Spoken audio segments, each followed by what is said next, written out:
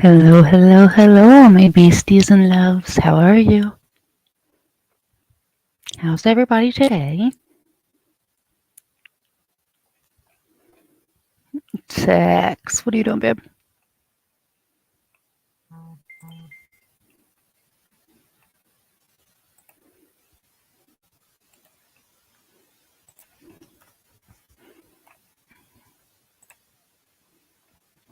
There we go. Let's see.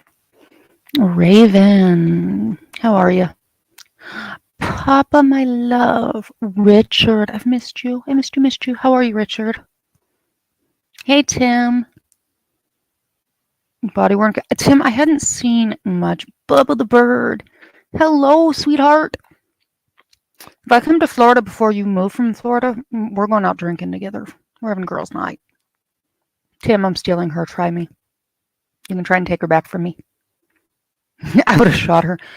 I have a 6-year-old. So as Croc can attest, because he had to deal with an upset 6-year-old earlier today. It takes a lot. It takes a lot.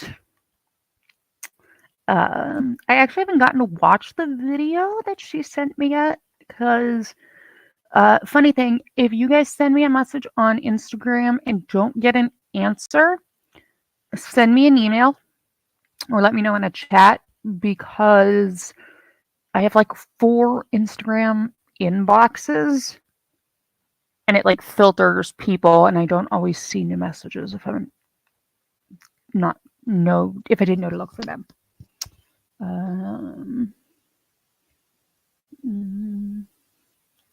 What's wrong, Raven? What's wrong, sweetheart? What do I need to do?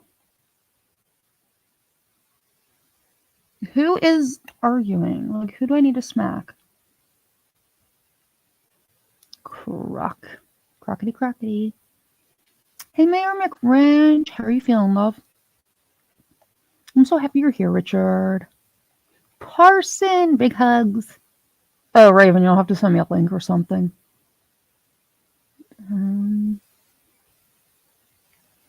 Bubba, you don't have to drink alcohol to have a drink. I don't drink a whole lot because of my meds, so we can have mocktails and make fun of people.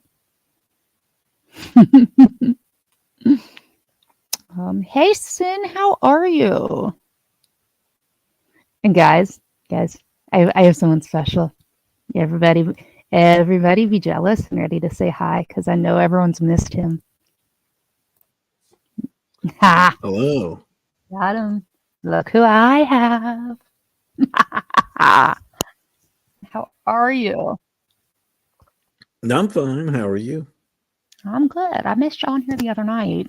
That flight from Buffalo had to mess with things. That was not nice. Yes. Yeah, that was rough. Mm-hmm. You all get to be jealous. I have him back on. Come take him.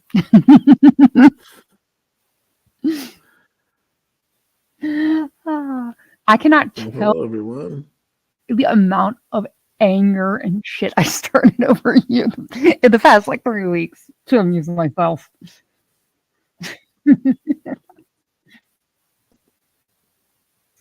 Yeah, the lawyer, and a whole bunch of people when they were all commenting on the Vegas thing, the judge.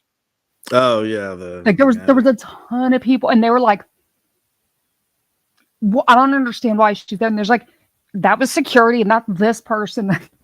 I was like, if you guys like really care that much, you may just want to go watch Mike's video, where an attorney who was in the building at the same time and who knows the judge and the building was there. I'm just gonna put that one out there. Like, yeah, and I spoke to one of the attorneys the very next day that's featured prominently, and it was just the security was kind of its own problem. I guess they didn't ever think that someone would just jump over the bench like that they would just, because he was kind of frozen. Like, I didn't know. He said, I didn't know what to do, because he like, do I run around? Because you would have to run around the towards the back and go in the hallway behind there and come back out, or unless he couldn't jump over it. He was like, and so they were just kind of like paralyzed in shock. And then the two were there, and then they were just like, they didn't know what. Yeah, he just said he did not know. Kind of in shock, didn't know what to do. But the problem was, he jumped Griggs. over the. So you don't really see it on the video, but he jumped over the defense table and then over. I saw the alternate view. It was great. Did you? Oh yeah. And then Superman did. Hi. Dog is. But I had this. The puppy can come up. But no, I have. Like, there was a whole bunch of people, and I was like, look. Up there's the puppy. I was like, look, guys. Adrenaline. It does a lot. B. Maybe listen to what Ben had to say on Mike's show, because it's not as high as you seem to think. His lawyer, was like, oh, he should like NFL Combine. I'm like, it's not that high. Like, my guy, like y'all are giving it. Yeah, on those third floor courtrooms were added after the. Yeah, that's what you had said, because it was supposed to be filed, and so they are lower. They are definitely lower than the other courtrooms in the building. Yeah, Mike. Thank you, Patty. Anybody who got a gifted membership, thank the lovely, the wonderful, the Patty. There's that, but my argument to it was her bailiff, like her clerk, big ups, dude. That kid. His dad's an attorney. I didn't know that. I'm sorry. Regardless of like dad being an attorney or him being like a law student, my guy needs to learn to punch. Yeah. I'm sorry. My guy looks like my 6-year-old when she gets into fights playing hockey. Like Pee Wee League. I was like, that is the worst. Well, maybe someone else will jump and he'll have another opportunity. Who knows? But I'm just saying, but like that was the first thing that went through my head. I was just like, guy, we got to work on the punching. No, it was just irritating me, some of the comments. And I got into it with someone like Lawyer, his comments. I was like, look, that wall is in a corner. People are coming in from behind. She's not up. She's not up against. Well, how do you know? Oh, right, because I talked to one of the defense attorneys that practices in the goddamn building, who sat there and broke it down on mics. Thank you, Richard. Richard, the generosity. Thank you, my love. I was like, so like it's really not that hard to do research, for one. Not hard. Mm-hmm. And then they're like, well, the guy behind. I said, you saw the guy that was behind him try to grab him. He just missed. Ruby, I can't see. Yeah. I was like, he just missed. I said, but there's people behind it. It's in a corner. And everyone's like, well, I don't understand why he wasn't cuffed. I don't understand why this. Like, guys, y'all need to chill. Yeah. Because I can tell you, everyone's like, oh, he should have been cuffed before. It's not going to work. Okay. Well, he was out of custody. So, that's well, he was out of custody, but I'm like, his. Yeah, he's out of custody, but they were like, well, when they already knew that they were going to sentence him, so they should have had him in a high-risk courtroom. Right, no. And it's funny. You can't with everybody. And I hope they don't know that they're going to sentence them. As a defense attorney, I hope. I know that she said she knew it. A lot of times, the case that they. Well, I would like to think they listen to our arguments and then make their decision. But no, I don't know if you saw it. When she redid it, she's like, you can see my notes. I already said I was going to sentence him to this. Right. So she had an incident like a year ago, and at that time I was in the courtroom next door, and you said for someone for the glass. He tried to run through he ran out. He broke the glass in the doors that go into her courtroom. Trying to escape. Yeah. And it was, oh my goodness, it was loud. And like I said, I was next door in the courtroom next door. So, that's why you saw like her bailiff was behind him It's funny. I mean, this is why I guess people are like, well, we were security. They were there. I mean, I don't think it was. Some of them were behind that wall. You could tell. Right. It's there for her bailiff, and her bailiff's good, and he was behind him to prevent him from escaping and to cuff him because she was about to remand him. Right. And yeah, no one, I guess, expected that he's. Yeah, I mean, the dude should be a pro athlete because he scaled that table and then the bench. In 3 steps. But you know what? I mean, yeah, he did well. But I can tell you several things. A, adrenaline does wonders, okay? Thank you, Mayor Wrench. And Richard, you do so much. That means so much. Thank you so much for all the gifted subs. And thank you, Patty. And we love you all. Mayor, don't worry about it. You just being here.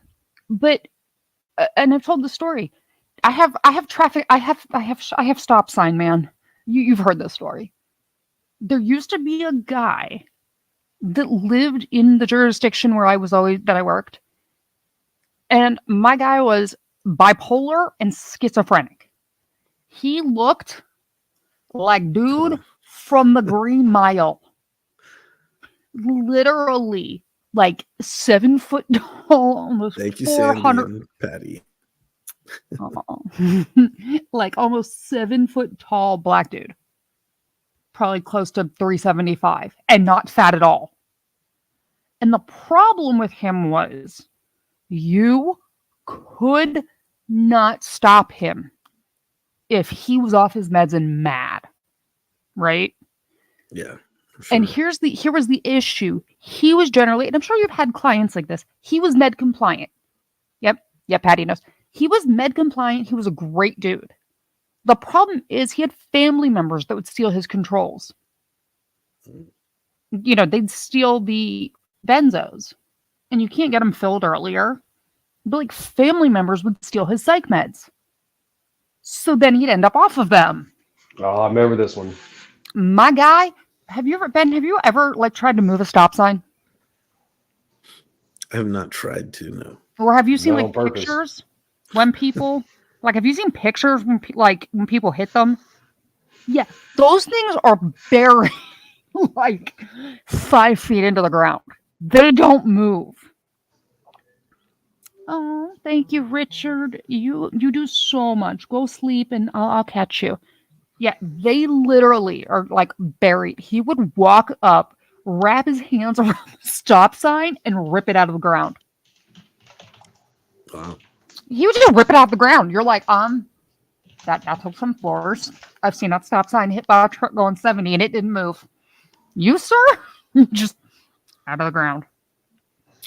And every time, and Ben, you'll love this one. Every time we had to deal with him, they would call. And I'd show up and I'd be like, what would you like me to do? Well, we can't cuff him. Okay, why? Well, he's not cooperative and he's swinging the stop sign. Okay, my guy, what would you like me to do? They're I weigh 130 pounds. And they were like, well, bear spray, I guess. I don't know. What do you do? What did they do? Well, but here's the best. They're like, you have drugs. I'm like, okay, right, I do. Do you have a blow dart? Because you're going to need to get... I will give you the syringe with the meds drawn up, but you're going to have to get it in him. No, what we need is a Loki walking out there dressed up like a witch doctor. Oh, no. Blow dart gun. I didn't need to. I got it. We figured this one out eventually. Because the day we figured out was the day that I think there was 6 cops. They all counted to 3 and tased him at once.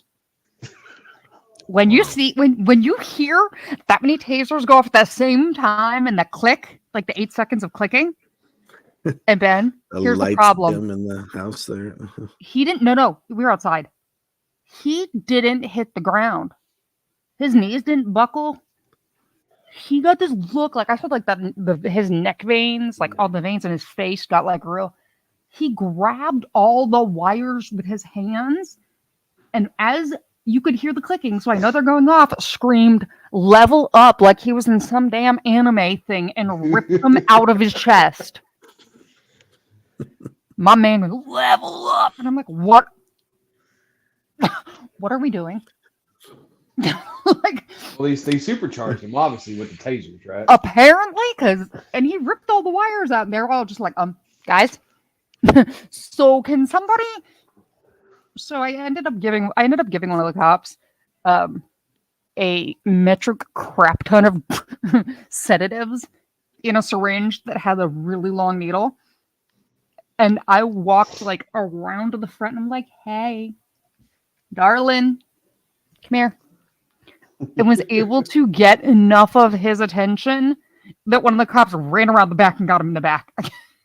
I was like, just bury that syringe anywhere. Now I just In the want to know: muscle. did you take his hand and say, "Hey, big fella, something's getting real low"?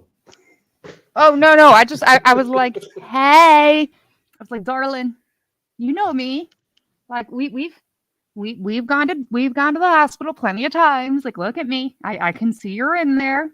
Put the stop sign down, okay? There's no more clicky taser, and was like, had enough of his attention. And I told the cops, like, well, what if he goes to like move when he feels it? I said, like, just you depress that plunger. I said, I don't care if the needle breaks off.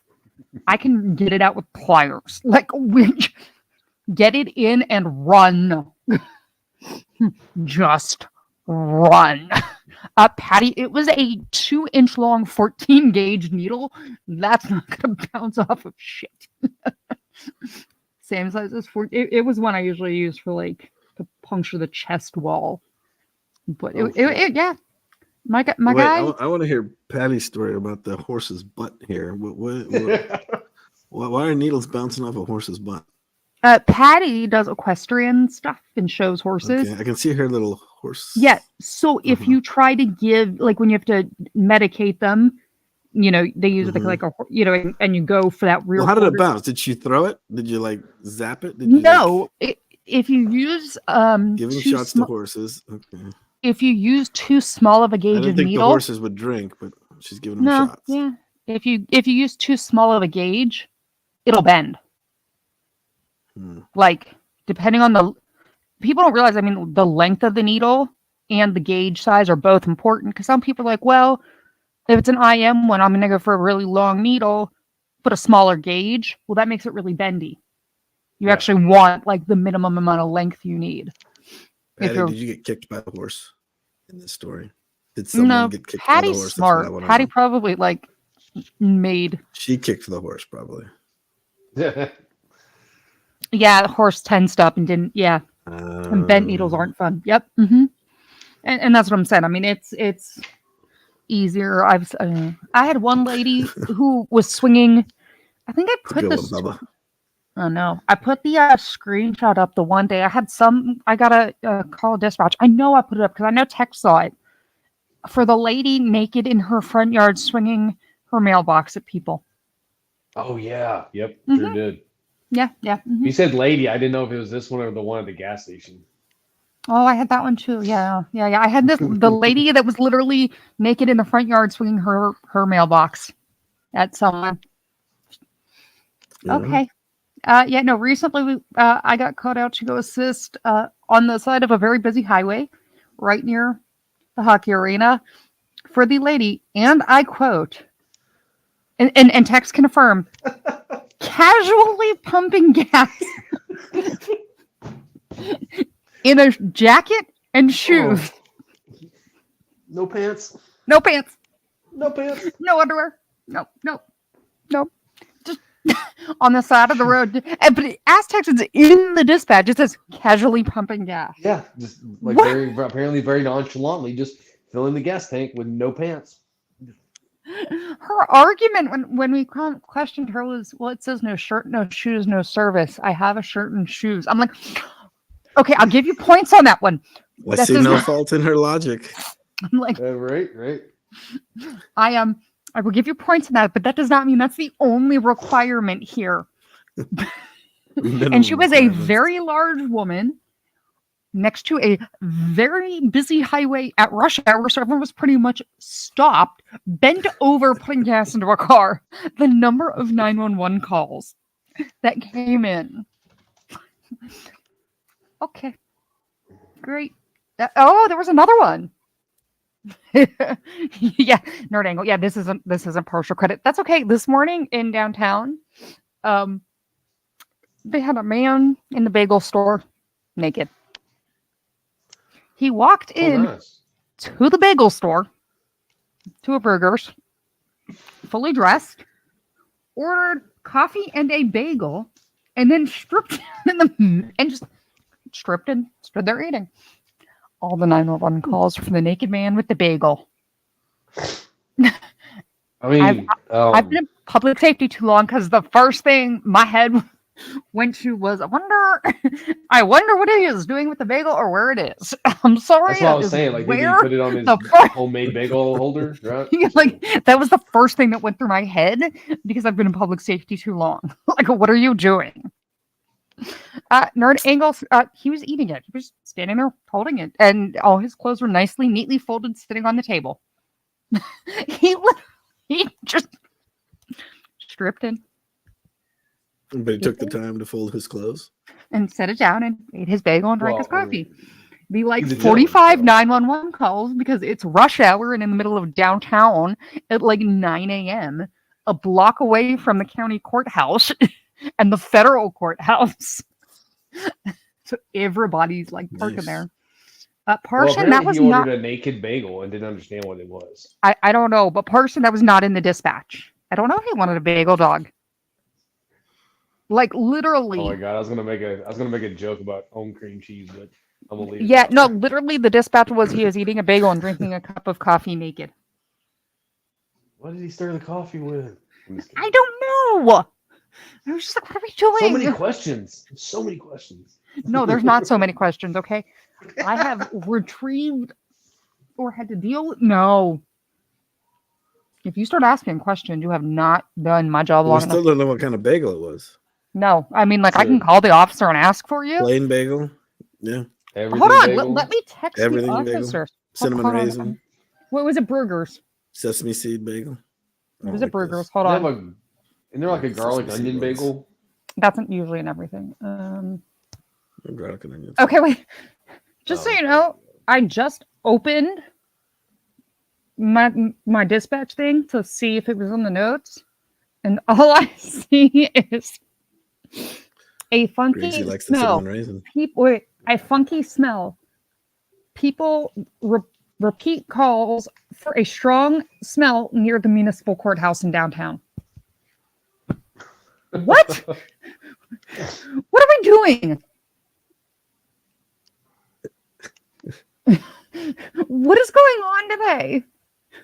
Well, if it was San Francisco, I would say that it's just a bunch of homeless people shitting in the street. Hey, Carrie, how are you?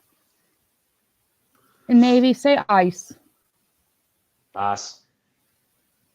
Okay. Where's the problem? Who's it? Was that?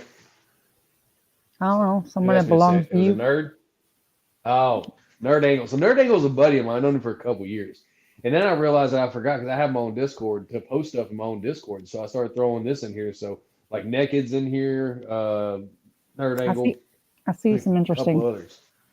They kept making fun because bring up the when I speed. was We're on the talking channel, about. they make fun of me. Nerd, I'm not Southern. Not at all. I'm from Pennsylvania. I am not remotely Southern. I did work in Plaquemines and Terrebonne Parish, but I'm not Southern. Yeah. How are you, Carrie? Let's see. Hold on. I'm looking at the dispatches right now. Where are my dispatch pictures? Oh, that was from Dylan. I swear people send them this bizarre shit at work. I have to go to my new job. I gotta like check in. Oh, for anybody that did miss the update last week, we did find the soldier, National Guardsman that was missing. We did find him. He is receiving mental help currently. But he was found safe. So that.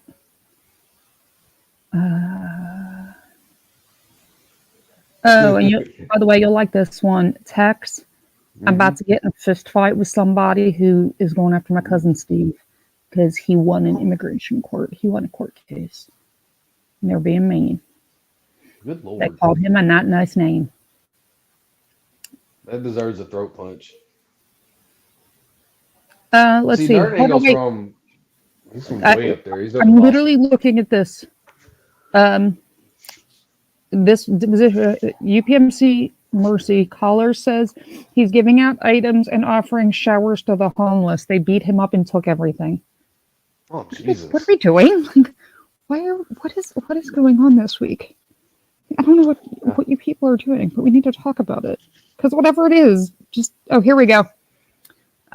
Downtown at Exchange Way, caller says the man is behind the dumpster of Pizza Parma using his, and I quote, Pizza Palma on himself.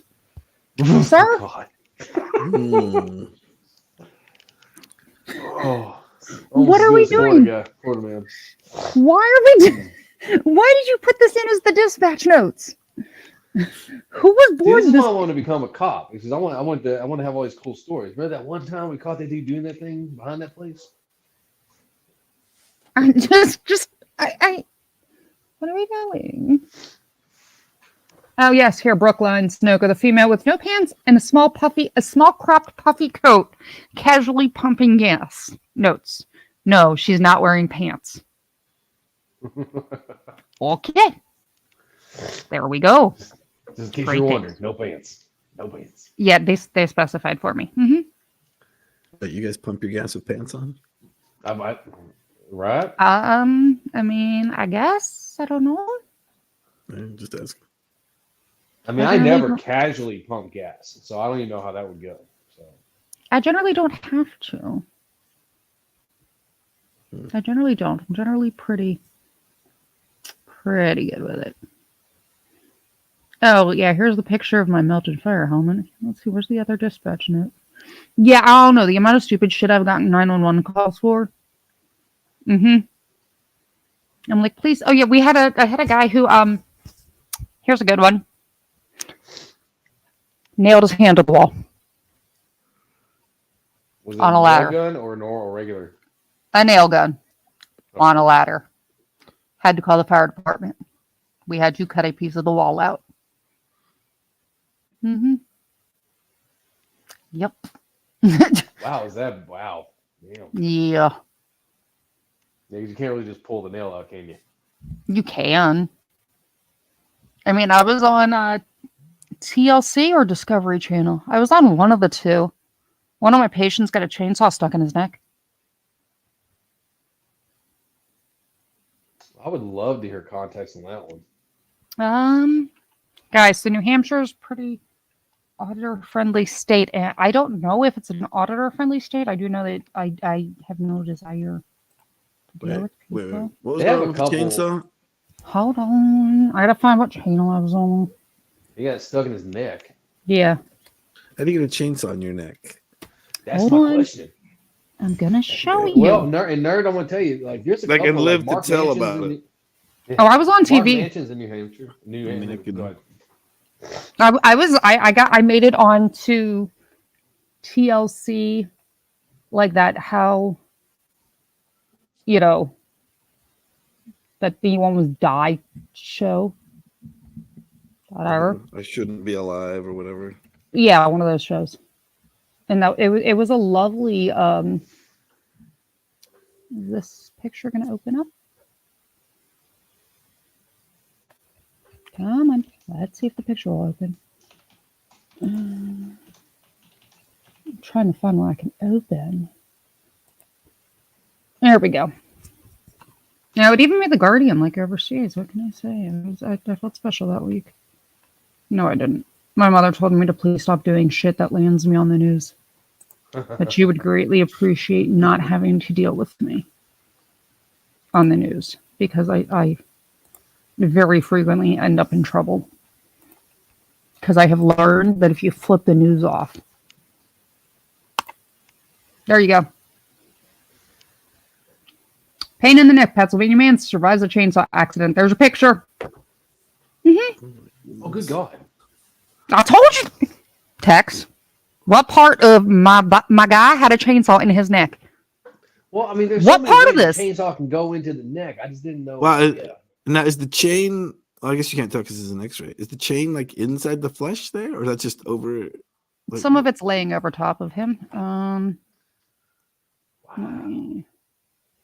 Oh, a tree surgeon. Okay. He wasn't a tree surgeon. He just worked for a fucking tree. He was a tree trimmer. all right. Well, I know what I'm gonna have Here we go. nightmares about tonight. Here we go. Oh, here. Yeah. You'll get to see the pictures. My guy. Mr. Valentine. Yes, Ross Township. Tree trimmer was seriously injured after being cut in the neck with a chainsaw. Here's the x-ray. 21-year-old from another tree service. It was a freak accident. It could have happened to anybody climbing the tree. The chainsaw came back at me and got stuck in my neck. He was in a harness halfway up the tree. That chainsaw blade partially embedded into the neck and shoulder. They brought him down, and yeah, he didn't lose consciousness. They turned the saw off, and then we took the rest of it off, but left the blade and the belt in his neck. And drove. He was as calm as could be. Sat there having a conversation with me on the way to the hospital. Career change. He's like, "Hey, boss, I got a problem. What's that? Chainsaw's in my neck." Well, but the best part of it was they're like, "Hey, Loki, aren't you an OSHA person?"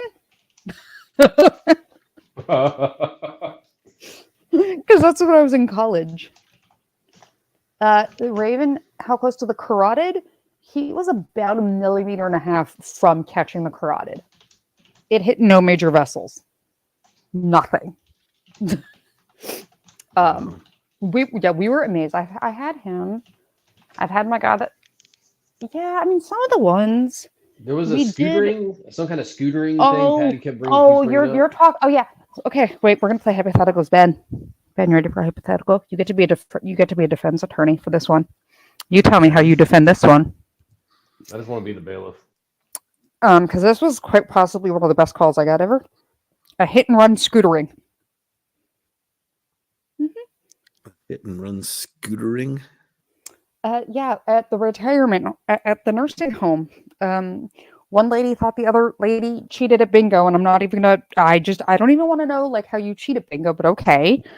And so the one lady was walking out with her walker, and the other lady had a hover around and chased her down and ran her over. And how old were these ladies?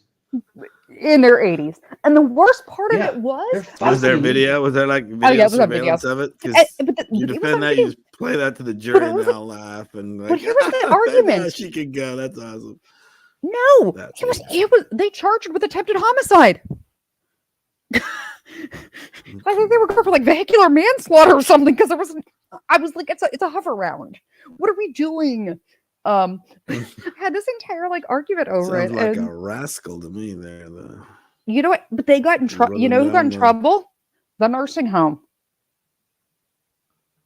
Oh yeah, well that's what the lady should have sued. I mean, sort of criminal charge. Oh, they got everybody. Nursing home. They got. Yeah, Yeah, no, Raven. we got deep I can tell you pockets, lots of exactly. insurance. It is the nursing home across the street from the Chester County Hospital in Chester County, Pennsylvania. I can tell you exactly what nursing home. Yep. Oh no, the nurses were watching it on the security camera. They didn't think she'd be able to catch up to her. I was like, what are we doing? Are you? I'm not gonna lie. If I was working there, I'd be watching it on the damn security Are we cameras too. Probably placing bets. And then the worst part is we did get a call later for the lady who was making the one that hit her had suicidal ideations because she said, and I quote, if they take my power chair, I don't want to live. They were going to take away her hover round. That's not funny. It was when I was a paramedic student trying to deal with it and keep a straight face. Stop running people down. Oh, or Ben, I know we give you the other one. Okay. Hey, Ben, how would you take it waking up to some female on top of you? Would you be happy? Because my guy wasn't. Oh. So in Mississippi, I got called to a nursing home for someone with an altered mental status. Okay. And I walked in, and the lady was in full rigor and had been dead for like 12 hours. That is, I guess, Dead. an altered mental status. Yeah.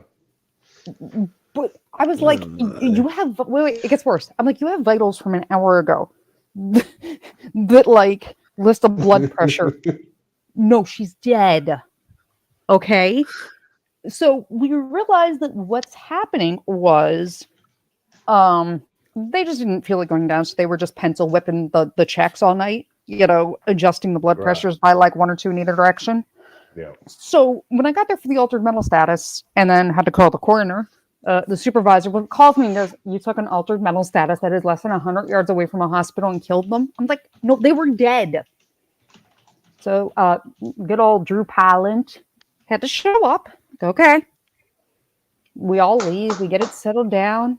And then, I'm not joking, an hour later, we get called for a cardiac arrest across the hall from the first one. And I'm like, oh, maybe we actually are looking at our patients now because we got in trouble, right? No, I got there and all I heard is as I'm walking down the hallway, ow, ow, ow, ow.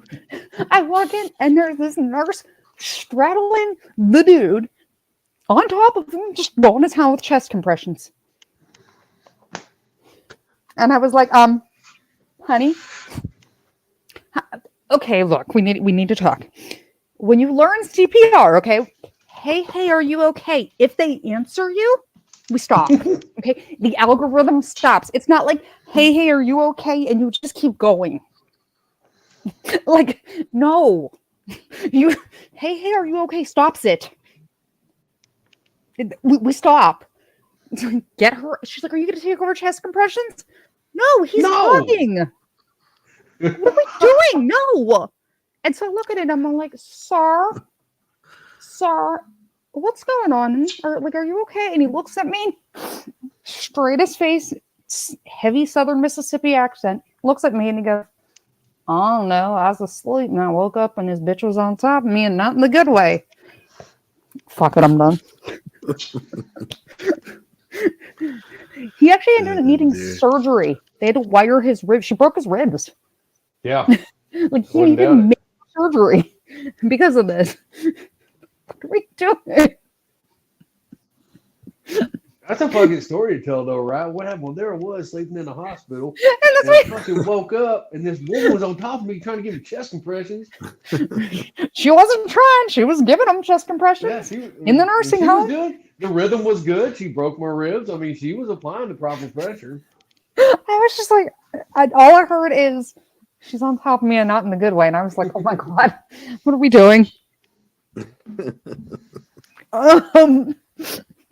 Yeah, I got banned from going to certain calls.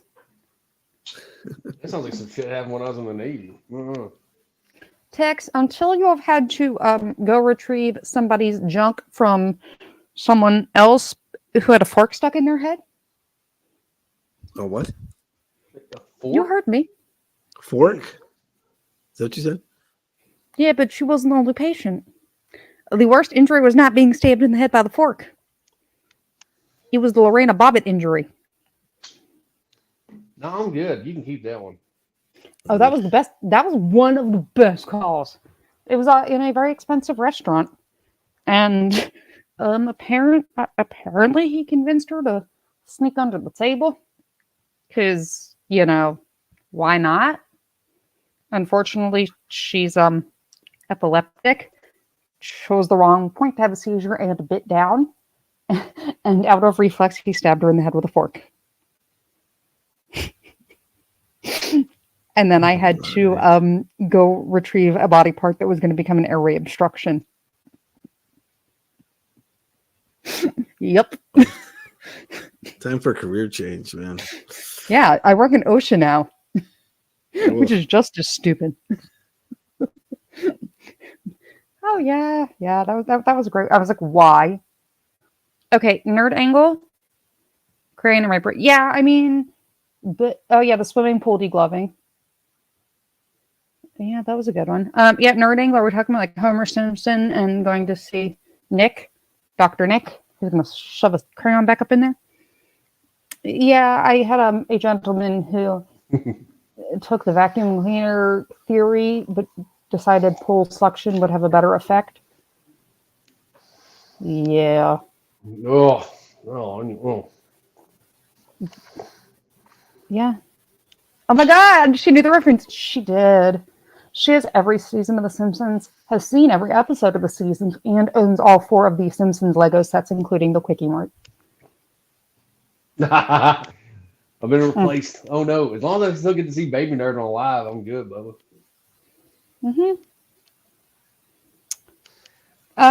No. Loki, what do you mean to what do you mean to tell me I can't wrestle alligators on my lunchtime?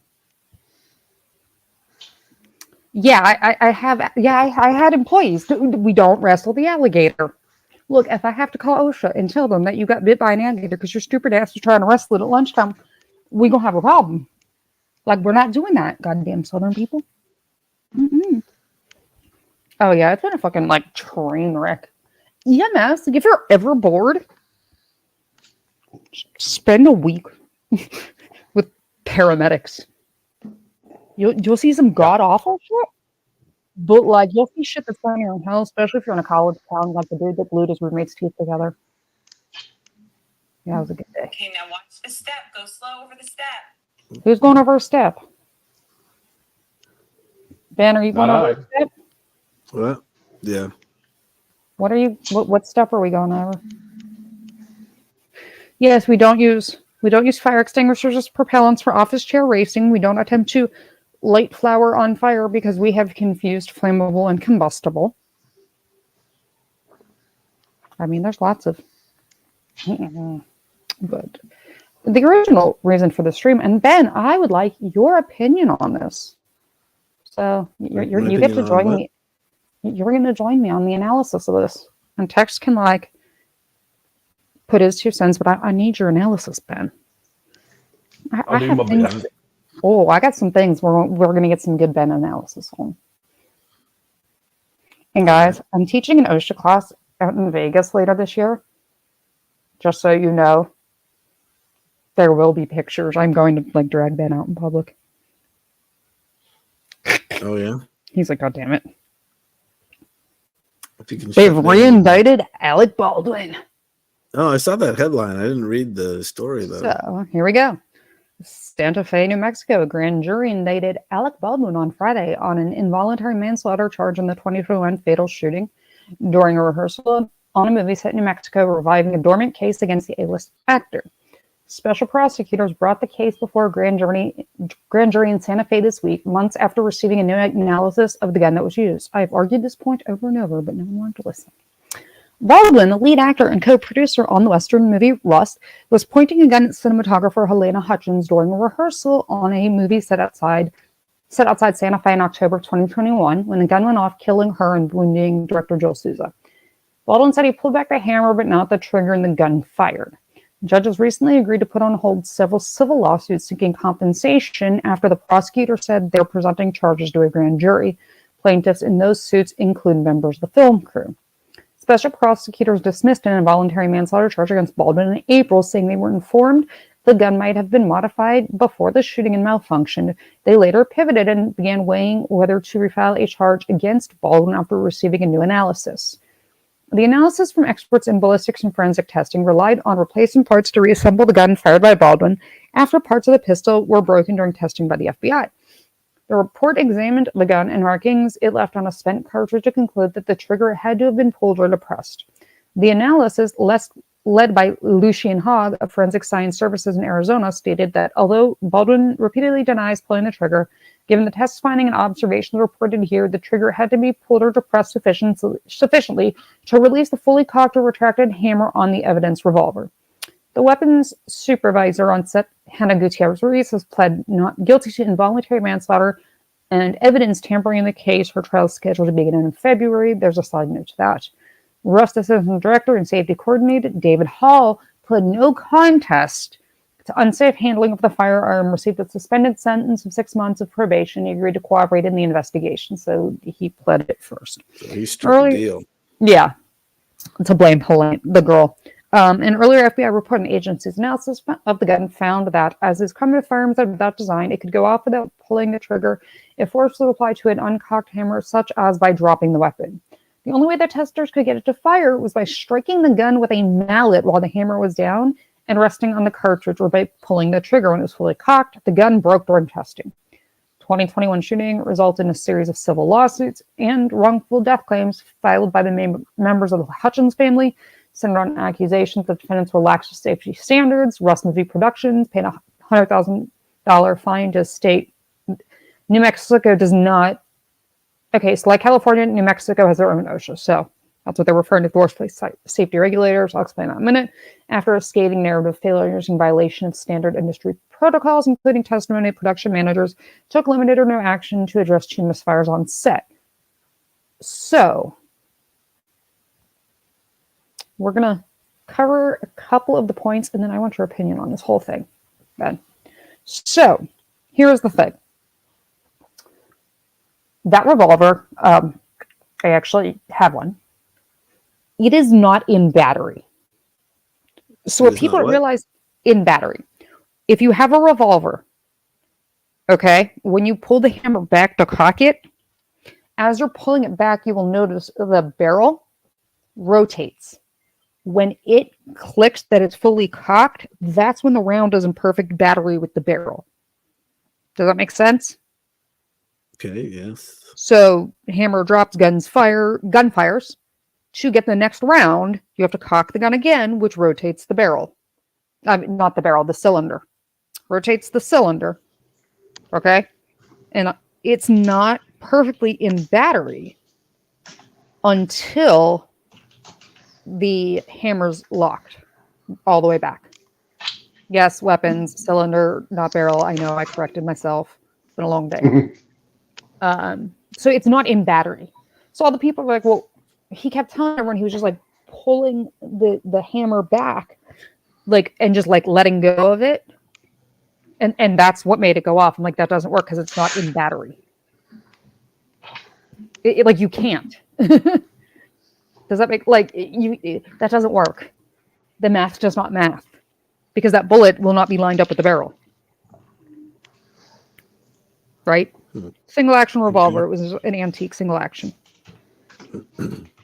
So, you have to cock it every time. So, you have that problem.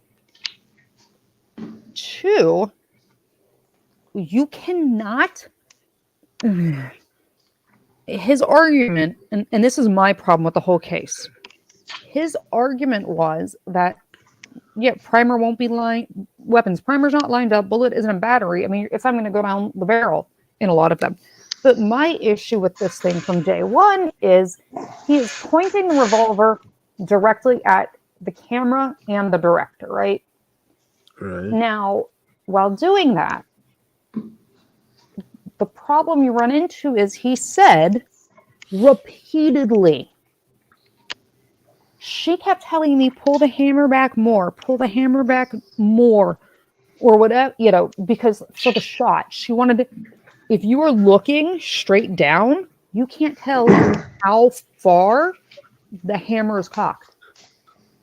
So there's no reason for him to be playing with the hammer, because with how the shot was lined up, you would have never seen it.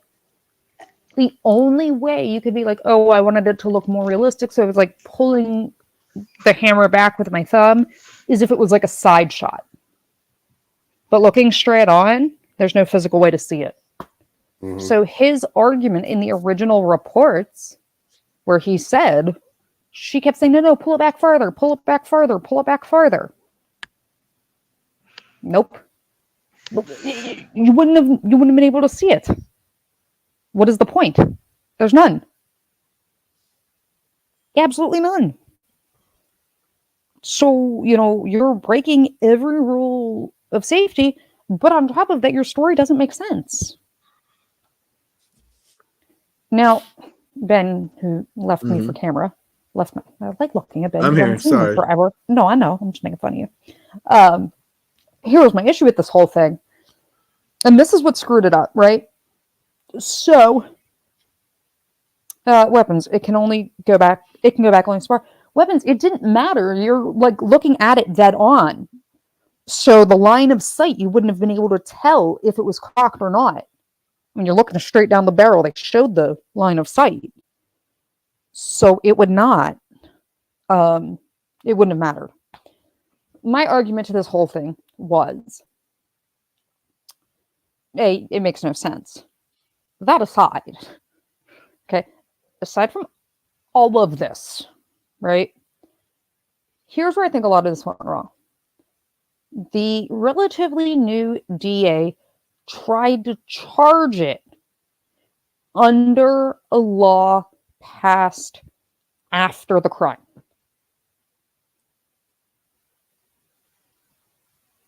Like, you didn't think Baldwin's high-priced lawyers weren't going to be like, you can't fucking charge him with something that wasn't a law until a year later? You thought they weren't going to notice? And so they ended up dropping it.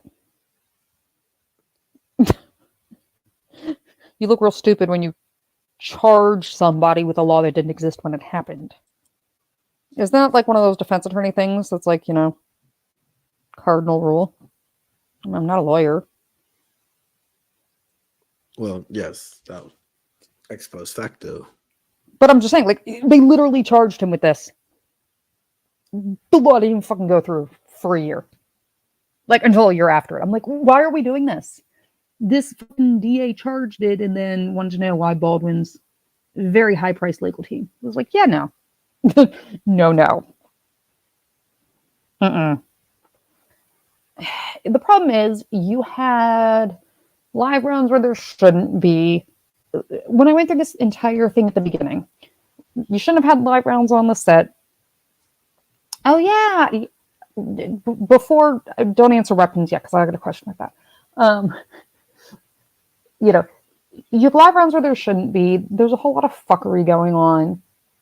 And you're pinning it on an armorer who's like 21 and this is her first job. And the reason she got it is because her dad is like super well known in the industry. On top of it, and I don't understand, again, not a lawyer,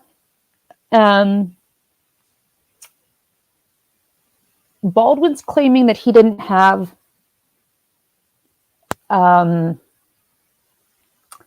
sufficient safety training. His father is a firearms instructor. Baldwin's father is literally a firearms instructor. Didn't he also claim it wasn't loaded, or he didn't think it was loaded, or they told him he thought they were blank? He thought they were blanks. They were all supposed to be blanks. Well, yeah, I would think so. I would hope so on a movie set. Well, they're supposed to be, and that's right. There's live ammunition in them. That was part, and that's part of the problem, and why they're going after the armorer Hannah. Unfortunately for this girl, it has to do with females, a prop house. You know, the guy that runs the prop house, the bullets came from there. There was all this fuckery going on involving girls being jealous over relationships.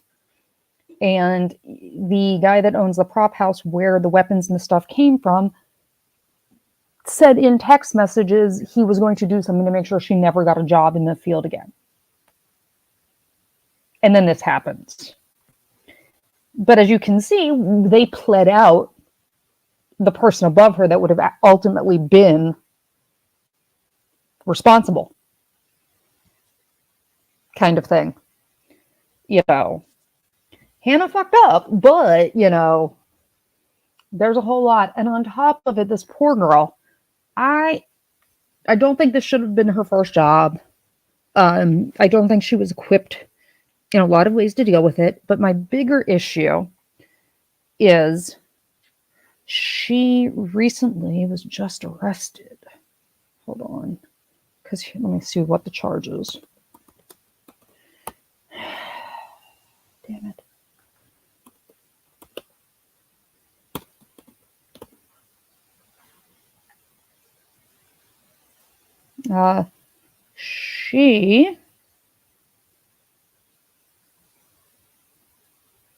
Where is this?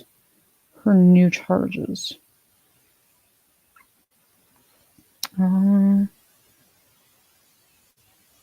She was indicted in November for unlawfully carrying a firearm in a prohibited place.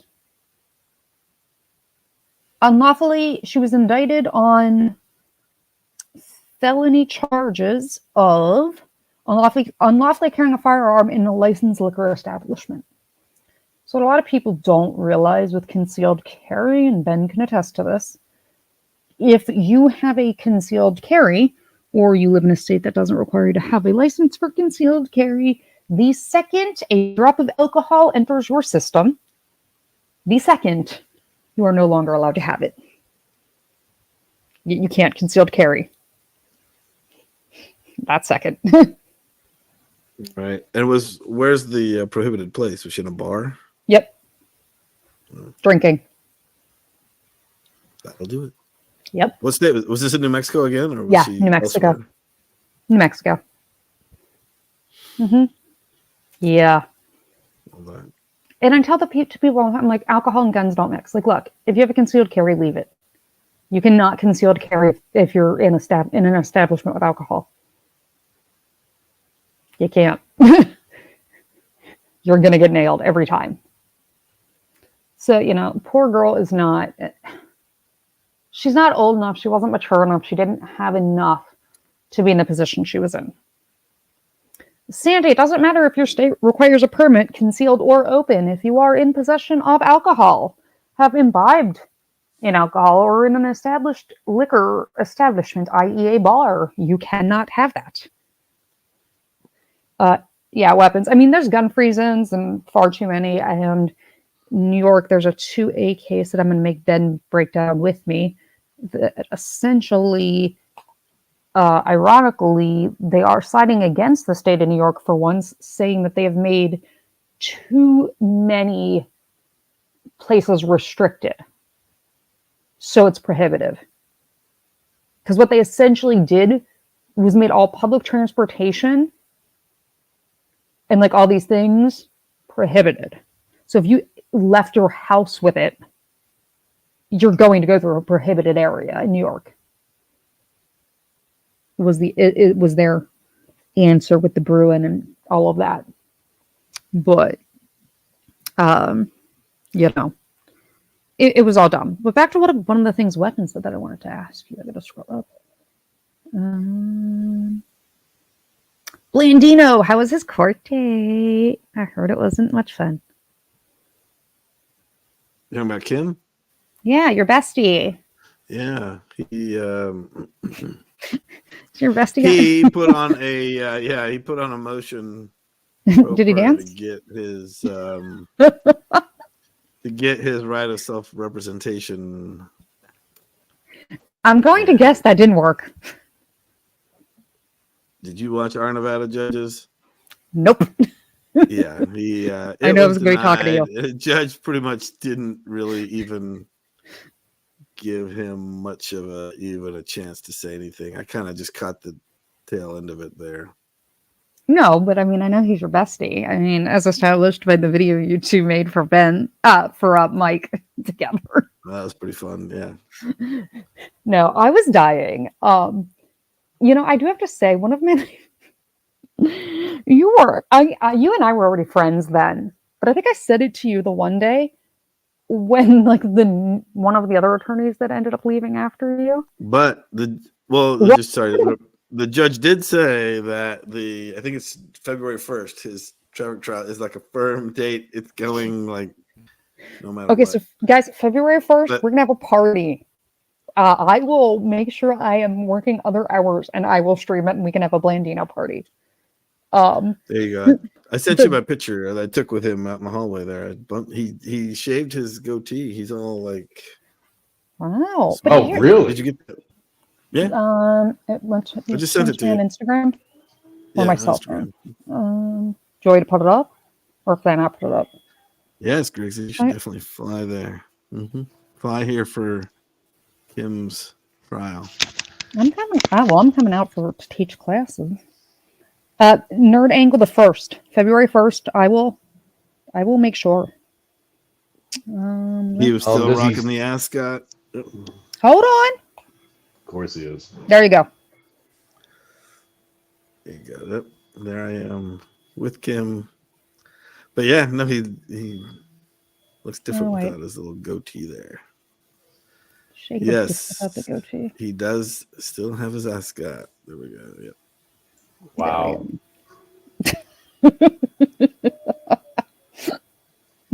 Oh my. I'm sorry. My favorite thing from him was. Oh, Griggsy, he'd be flattered. What do you want? Like, what, do you want him to autograph something in particular? He would. He would love that. He would love Okay, to wait, Ben. autograph something. Ben, can we get him on the Yes. channel?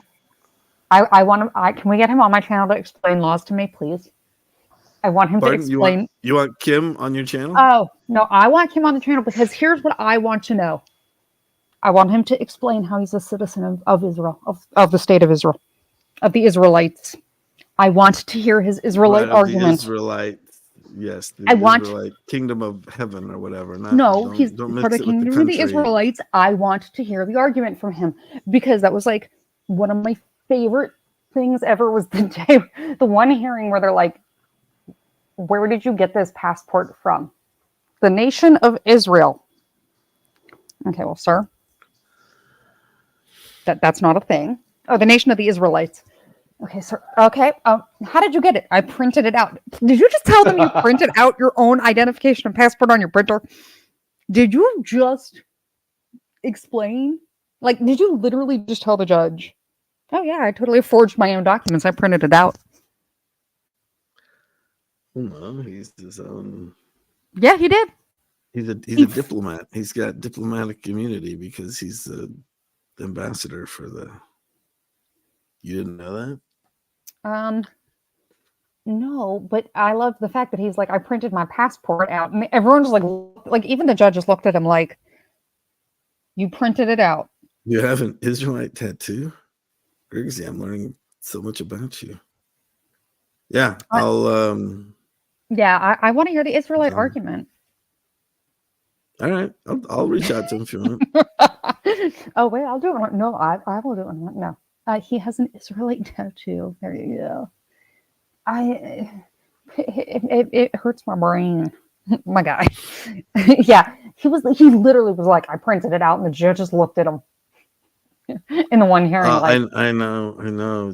Joe Gerster did such a great job at his revocation hearing. You know, just explaining that it was like a novelty. You cannot just print shit out.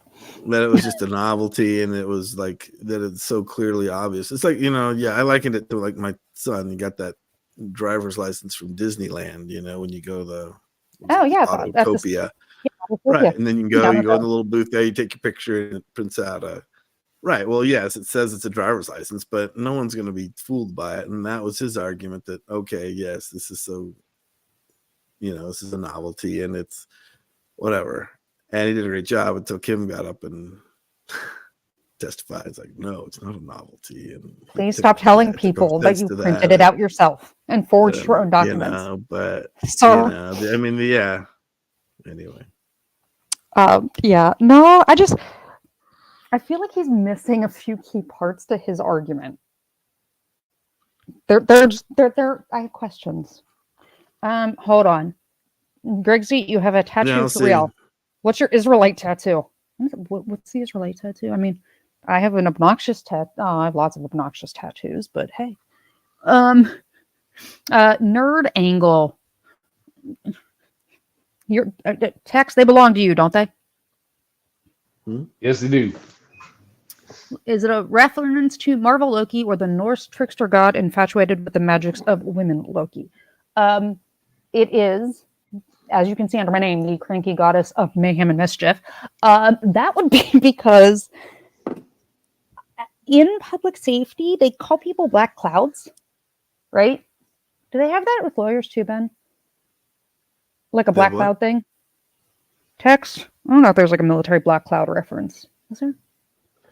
More like a bad omen, I guess. But so in public safety, like they'll say someone has a black cloud because like the shit's gonna hit the fan if that person's working. That would be me. And it originally started out as a black cloud because a month after I got licensed as a paramedic, like almost 4 weeks to the day, was the Nickel Mines Amish school shooting. I was the first responding paramedic. And that was a shit show. And I was like, okay, I got out of my system. I'm good. And I came back here, and then I had a school stabbing, and then I ran a shooting a shift for like 3 weeks straight. And then my boss was like, if you end up on CNN one more time, I'm going to murder you. Like, stop yelling obnoxious things or flipping people off or doing whatever. And I was like, fine. So everybody always says I had a vortex of death, and that like anytime I worked, there was going to be like mayhem, and it was just going to be the end of the world. So the Loki thing started, and the Lokificent part was, I am very, very tall. I wear a red lipstick, and I have very dark hair, and people generally refer to me as Maleficent. That I have evil queen vibes. So just send it to my Instagram. Okay. Thanks, Griggs. Yeah. I gotta say, yeah. Oops. Mayhem and mischief. It's fun. Apache attack helicopter ID. You should. Yeah, I get myself in trouble. Another pair of C-130s. Ben, Loki sent a picture. Okay, let me look at it. Hold on. Look at the Instagram. Briggs, eh? What in the...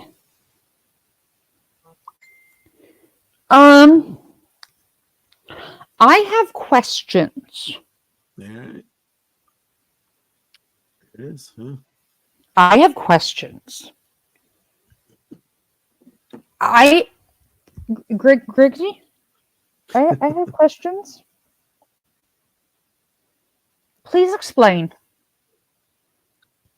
I didn't say embarrassing. It's not. I want to know the logic. Where's Croc? Croc, I swear to God. Pictures Croc, of their embarrassing tattoos. I have lots of embarrassing tattoos. You have lots of embarrassing tattoos? Mm-hmm. I don't have any tattoos. I'm just curious who's got. We need to take you to go get one. That's it, Ben. No, when I come to Vegas, you're getting a tattoo. Mm-hmm. No, here you can. I bet everyone can send me there. Let's see. Croc. Raven, I did get the email with the video link. Yeah, Croc, I rang. What was that god awful thing you made me watch? Involving. There you go. Everyone can send me pictures of their embarrassing tattoos there on Instagram. Make him get a Law Talk with Mike tattoo. Shall I call? Yeah, let me call Michael and see what. Let me call Michael and. Yeah, it's good. Good for you, Carrie. I don't have any. I don't feel bad. Yeah, I spent 20 years in the Navy and I don't have any either. I have a few. Yes. Croc made me watch part of the Human History by Spirit Science, and there was all this Hebrew bullshit that like didn't translate. Oh, I love that shit. It's so good. I still have to finish it because I only made like 10 minutes into it before I lost my fucking mind. Because they're like, well, this is this. I'm like, that's not what that word says. That's not what that word means. Like, I promise you, that's not what that means. That's not what that means. Yes, let's see. What do I have? I have Ben's seen my tattoos. Some of them. Oh, okay. You haven't?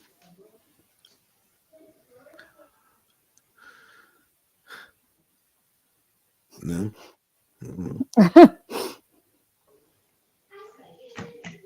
There's one of them.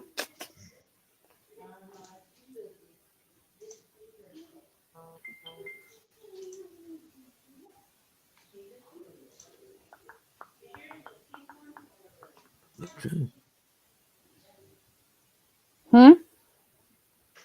You don't like my tattoo? No, I like it. Well, yes, I would not have. I wouldn't have seen that had you not sent that. So. Well, there's that one too. If you look at the top of on the back, and there's that one on my back. No, weapons. So the reason that you're not seeing anything, I will wholeheartedly admit that I have a very large human, anatomically correct, right out of Netter's Anatomy, human heart tattooed on my back, fairly low down, and it is vessels, like, looks like you ripped out of the chest, human heart, and then I have mine and my best friend's zodiac signs interlocked, right inside my hip bone. But the reason that people won't see it is the top of it is level. Yeah, I shouldn't say that. The midpoint of it is level with my C-section scar. And then I have two below it. So very few people have seen all of them. So yeah, oops. Okay, let's see. So this belief comes the 19th century American theological tradition called dispensationalism, which teaches God has two chosen peoples, the Jews and the Christians. By not Christian, by virtue of being the... Okay.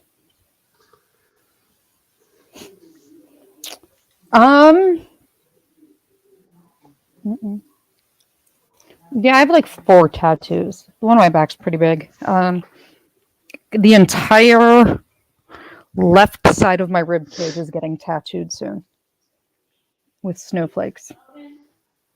And then I have one going on the right side of my rib cage too. So yeah, the nerd angle. Yeah, I've heard ribs aren't fun with tattoos, but I can tell you that human heart is right over my kidney, my hip bone, and my spine. And it took almost 7 hours, and I slept the entire time. I fell asleep within like the first 15 minutes, and the guy was like, "Hey, stand up." And I was like, "Oh, do you need to make sure like the stencil or whatever's square?" And he's like, "No, it's done. You've been asleep. Out cold." Oh, okay. Didn't bother me. Why do I have a realistic heart? Why? Just why? Okay. So do you see under my name it says Cranky? Right? It says Cranky. That's kind of an understatement. And I did it because people always called me a cold-hearted bitch. Or a cold, heartless bitch. And you cannot call me a cold, heartless bitch because here's proof. I have a human heart right there. That was literally my entire reasoning for it. Because I was bored and got called a heartless bitch one too many times. Heroes rush in where angels fear to ew. Yeah, that's like the dumbest firefighter tattoo. We fight what you fear. Race the Reaper. Okay, like, let's go with a bingo card of cheesy firefighter tattoos. Oh, you changed your name to IG, Ben Bateman. Again. What? I said you changed your little title to Ben Bateman. Your new IG number. Yeah. Yeah, I slept through my last one, so I can't hurt that bad. But yeah, no, I just this Baldwin thing is going back. Like, what's your feeling on this? Like, you start pleading people out, they drop the charges, and then now you're going to recharge them with the same thing. Yeah. I mean, I get this though. I guess to their credit, there is potentially new evidence, which is the forensic analysis that shows that bullet or whatever, this marking on the bullet, show that it had to have been the trigger pull, whatever the trigger had to have been pulled rather than just simply. Well, yeah, it's because there's the marking from the firing pin on the. So therefore, it was in his hand, so obviously he pulled the trigger. So you know, I mean, what are they charging with? Involuntary manslaughter? I don't remember the article. What? Yeah. So, Well, and the thing is, this ain't his first time in a movie with a dang gun, right? Right, and he's also one of the only actors who, when there's supposed to be a safety brief, that's what I'm going to say, for like guns, bitches, and doesn't go and does not check to make sure the weapon's actually unloaded. Oh God. He Yes, said let's put him that around more guns. well, he said that was not his responsibility. It's the armorers. And Brad Pitt and everybody were like, no, like No. we all do.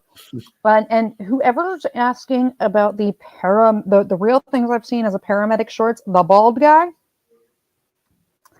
Oh, the guy's like the fire. Isn't he a firefighter too, or something? Or he just works at? He's just showing himself at the. He's a fire station, right? firefighter. He's a firefighter paramedic.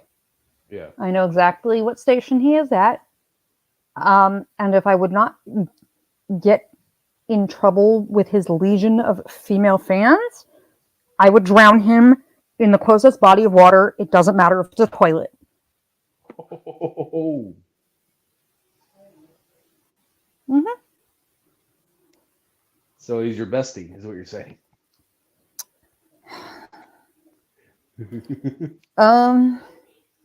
your bestie. Yeah. Yeah. I like him about as much You as I love love him. Steve-O. My issue with people like him, he's annoying as fuck, and he makes us all look like unprofessional assholes with these skits. Right? He makes everybody look like an unprofessional asshole. It would be like watching down Periscope and assuming everybody on a submarine acted like that all the time. Oh, we do. I'm just kidding. Yeah, I get what you're Yeah, saying. I know you guys do because my dad. But the point is, if social media was around and you like put that stuff out, and everyone was Yeah, like, I "Why get don't you. you do this?" No, just no. But the bigger issue is if the phrase "I've been doing this longer than you've been alive," or "You're a girl," comes out of your mouth on a scene because you think that somehow makes you more important than me, we gonna fight. We gonna fight. It doesn't trigger me. He's a dumb fuck.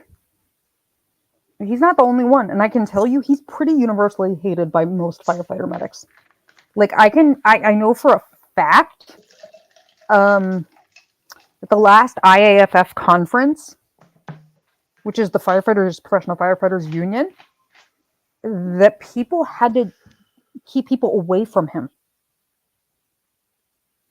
when everyone was drinking. He needed freaking security.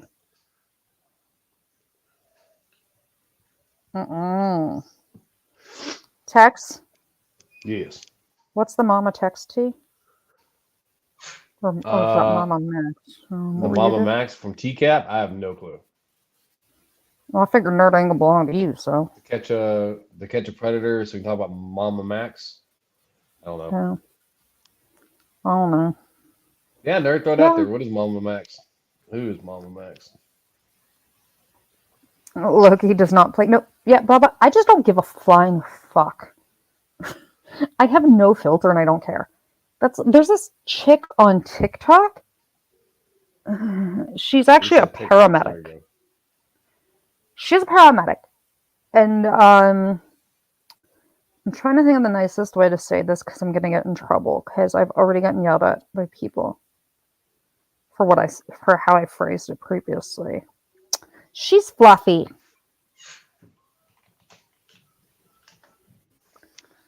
And she posts like all these like videos of like running around like being silly and like trying to copy other trends and stuff all over TikTok.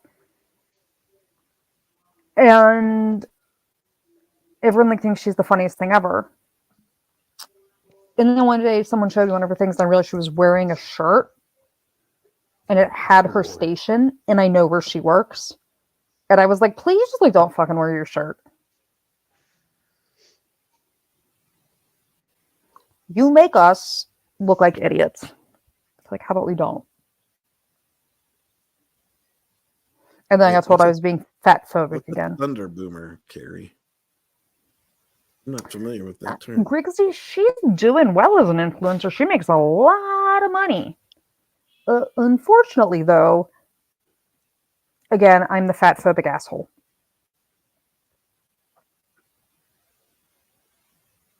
No, some people are just fat.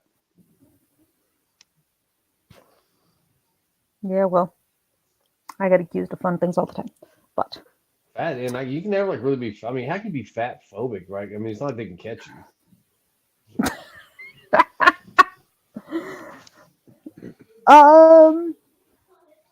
Probably because the day I got called fat phobic, I got into an argument with somebody that I didn't want to see. I got really, really upset, right? That I think the nicest way to say it. I got upset that people started, and Grixie, that's great. Like, that's great that you're taking steps towards it. My issue with it is when people look at me and they tell me you are why there's an unrealistic standard for women.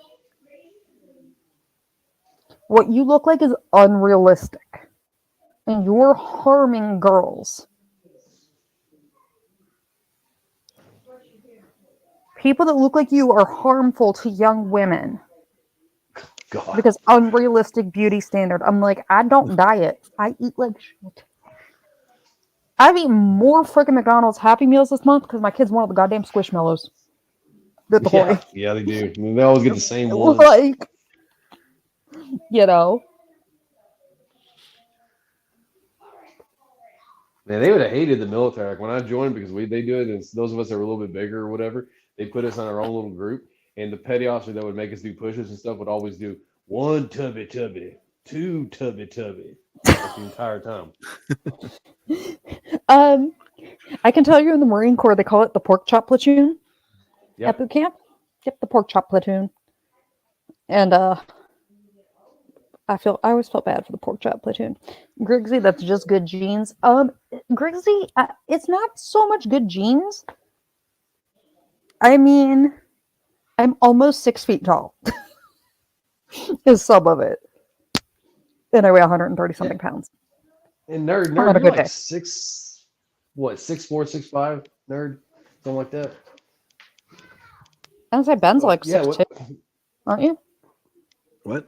I think you're like 6'2", 6'3". I wish. No, I'm not that I thought tall. you're taller, Mike.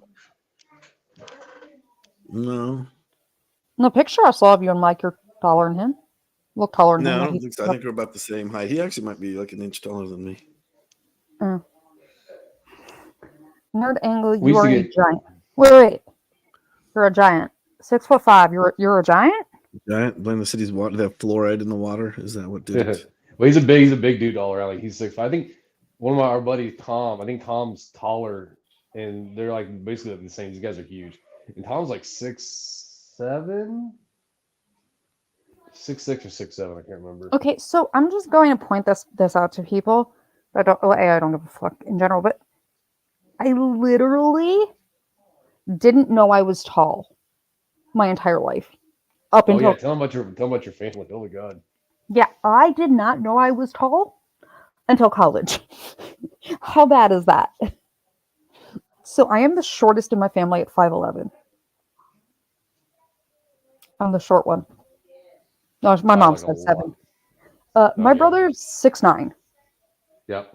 We have 6'9". My uncle's 7'2". My cousin Kenny's 6'11". My dad was 6'5". Yes, at 5'11", I'm the family midget. We have, I think, 8 or 9 people over 6'6" in my immediate family. And so I always wear really high heels. Ben's seen pictures. Like I always rock like 4-inch high heels. Always. And, so 5'11", 4-inch heels. I'm like, 6'3" ish. My best friend Brandy is 4 feet tall. She's like 4'11". She's like, yeah, 4'11", maybe 5 foot. And she came to the first family function, and we were all standing there, and she looked at us and went, "Y'all are a bunch of fucking circus freaks." And I was like, "I'm not a circus freak." And she goes, "Do you not see everybody else in this restaurant staring at you all?" I'm like, "No. I guess I just didn't notice her at like elbow level." I don't know. When everybody in your family is way taller than you, you don't realize it's like weird. But my brother, both his wives are midgets. First wife was 4'10", second was 5 feet tall. Damn. Wow. My family does not moonlight as a semi-pro basketball team. Unfortunately, everyone likes to ask me if my brother played like professional anything, right? And my exact words were, he might be 6'9", but he has a PhD in engineering from CMU. He's Jewish and white. Those are 3 strikes. He's out. The man trips over his own size 17 feet and broke his thumb on his butt jumping into a pool. Okay, there's no athleticism there. None. None. I may have descended from Wonder Woman. I don't think so. But I'm the short one. Yeah, and I have a friend. Her name's Nicole, and we served together. And I want to say like all the women in her family are right around 5'11", 6 foot, or 6'1". Yeah. So. Micro went to a pediatrician, and you know how like they're usually fairly good once they hit a certain age, like with the growth curve thing. Mm-hmm. Micro was informed that she is going to be between 5'11" and 6'3". Wow. Unfortunately, she has my height. Yeah. Ben, honey. Yes. Sorry. As the flying defendant's trial, though not streamed, would end up on YouTube at some point. Say that again. The flying defendant's trial. What? Hold on.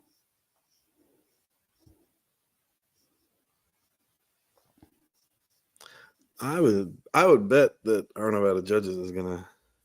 Yeah, Cover it. I think that our Nevada judges will probably stream it, won't they? Yeah, I don't know if it's live stream. They tend not to live streamers. They like to edit and do their what do you call it? Their pop-up videos, little things that you know. Yeah, but I think for this So- one they might, because there's going to be a huge amount of interest. Yeah, they might.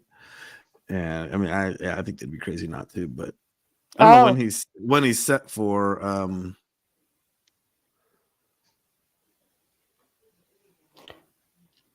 Did But our no Nevada, streaming?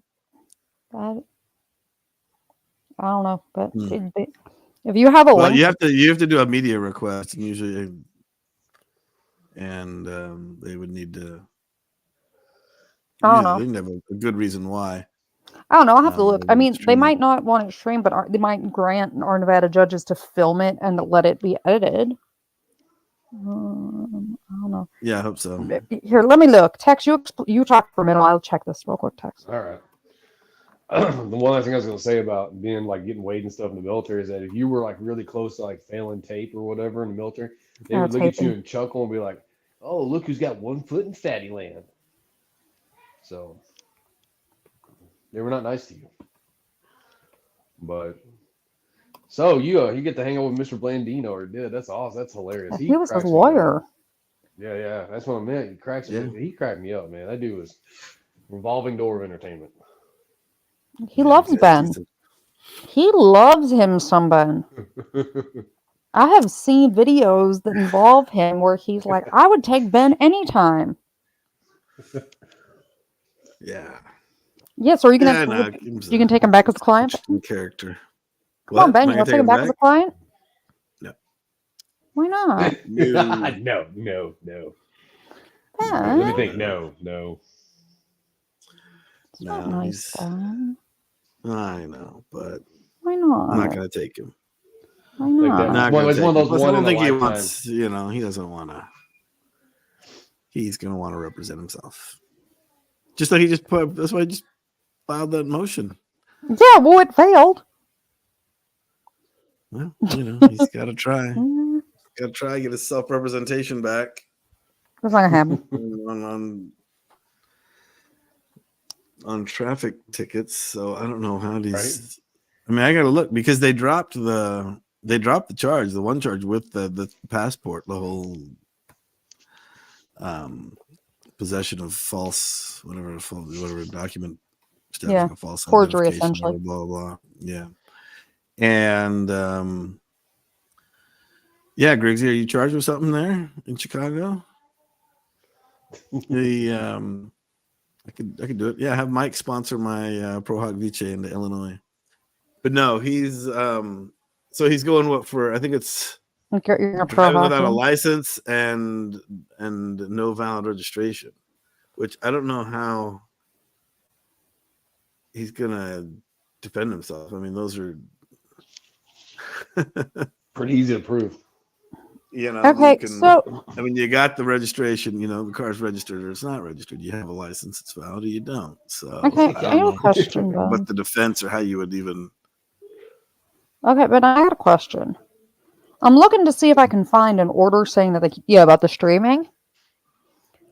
But they have justified, this one article is justified how part of the reason for all of the charges he ended up facing.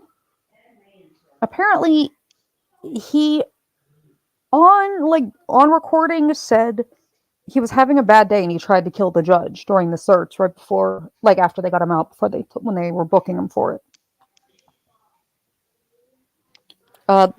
Is that gonna hold up? He was having. You just said you were having a bad day and you're trying to kill the judge. Is that a good? Well, he's a psych they charged with attempted murder then. Yeah, he's got an attempted murder charge. Attempted murder on a protected person. Can that be an excited utterance? Is that fall under an excited utterance? Yeah, or a statement against interest for exceptions to the hearsay. True. Hold on. Yeah, you should sing him that song. Hold on. So you had a bad day. Yeah, there you go. Okay, here we go. Tried to kill the judge. Are you ready, Ben? Yeah. Okay, what do we got? What the fuck is this? I don't care. Don't stop. Stop the pop-ups. I don't care. I don't like you that much. Where's this thing? 13 new charges. Coercion with force, intimidation of a public officer, extortion, battery on a protected person. Hold on. Wow. Hold on. Where is... What's his name? I can look it up. Deobra Redden. What's his last name? Redden? Redden. And it's Deobra.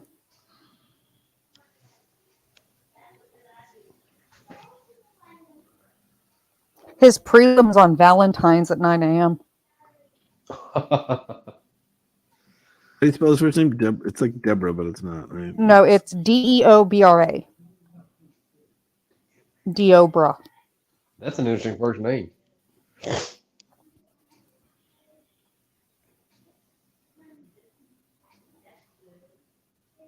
But I would trying to find that. Who's the protected person that he attacked, or so whatever? The judge. So the judge is a protected person in her, and she's above 60. She was attacked in her capacity as a judge. If it had just been like a random, she's walking down the street in plain clothes, shopping or something at the supermarket, then that wouldn't be understood. Yeah. Did you find the charge list or no? No, hang on. I got a scope, so I've got. So I can look them up now. I'm just looking. So always, I think this is understood. Is whenever you're going in for registration and no registration, no insurance, or no driver's license, the first thing you do is question jurisdiction, right? Isn't that what? Oh my God. Yeah, so he's got.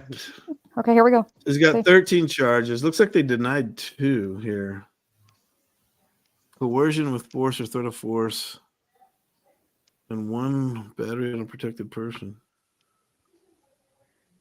Battery on a protected person resulting in substantial bodily harm. Victim is an older person, so yeah, she's over 60. Okay. She's over 60. I'm sure she wants that out there.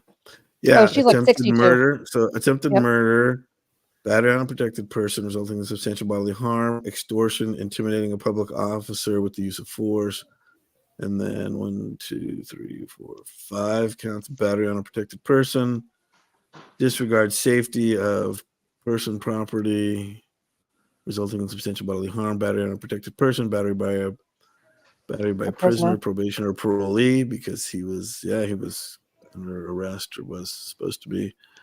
And then unlawful act regarding excrements or bodily fluid by a prisoner in confine. He spit in everyone's face. Yeah, I saw that when he came. Yeah, but he had the spit mask on there, and he had the little buttons and stuff. So there you go. Yeah, he spit. I can tell you for a fact, it's a really bad day, and Ben can probably corroborate this. The last thing you want is your client to have assaulted a paramedic or a fireman. Because everyone likes firefighters and paramedics. You get no sympathy. Yep. It's also not good because we've seen this before, right, Loki? It's not good to threaten judges or attempt to murder them. But I'm saying, but him saying he attempted to murder her, I guess if I was the defense attorney, my argument would be he's an unmedicated schizophrenic. Yeah. You Right. can't take that. Well, I remember this from Blandino when I asked Mike Dickerson why he was the prosecutor on that case, because he did all the gang stuff. And he's like, oh, yeah, well, I'm gangs and domestic terrorism. I'm like, what? He's like, any threat against a judge is considered domestic terrorism. So that's how. And so,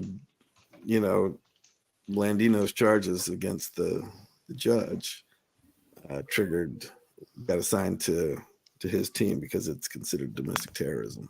Oh, wow. So yeah, this guy, threatening a judge like that or whatever is. Yeah, I would think that there would be. Probably going to be on the no-fly list, I guess, is what I'm saying. Especially in courtrooms. I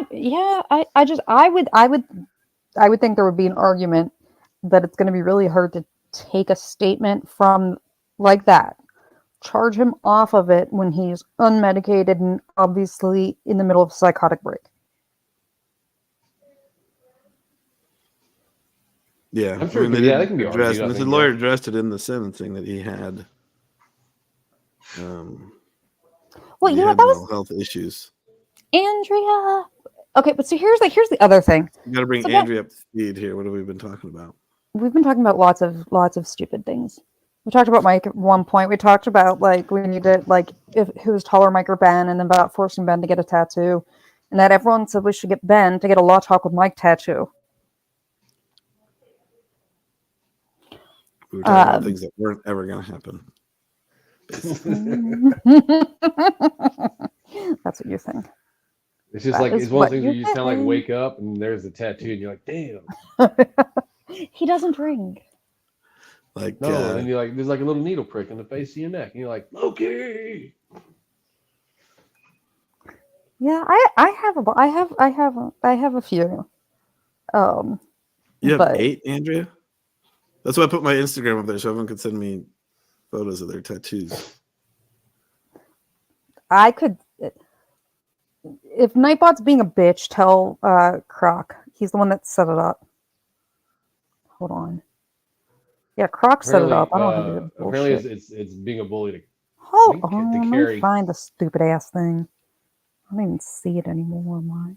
Oh, here you are, Nightbot. There. I timed it out. Nice. I timed out Nightbot. See, Andrea, you and me both, girl. Some of mine are not visible in a bikini.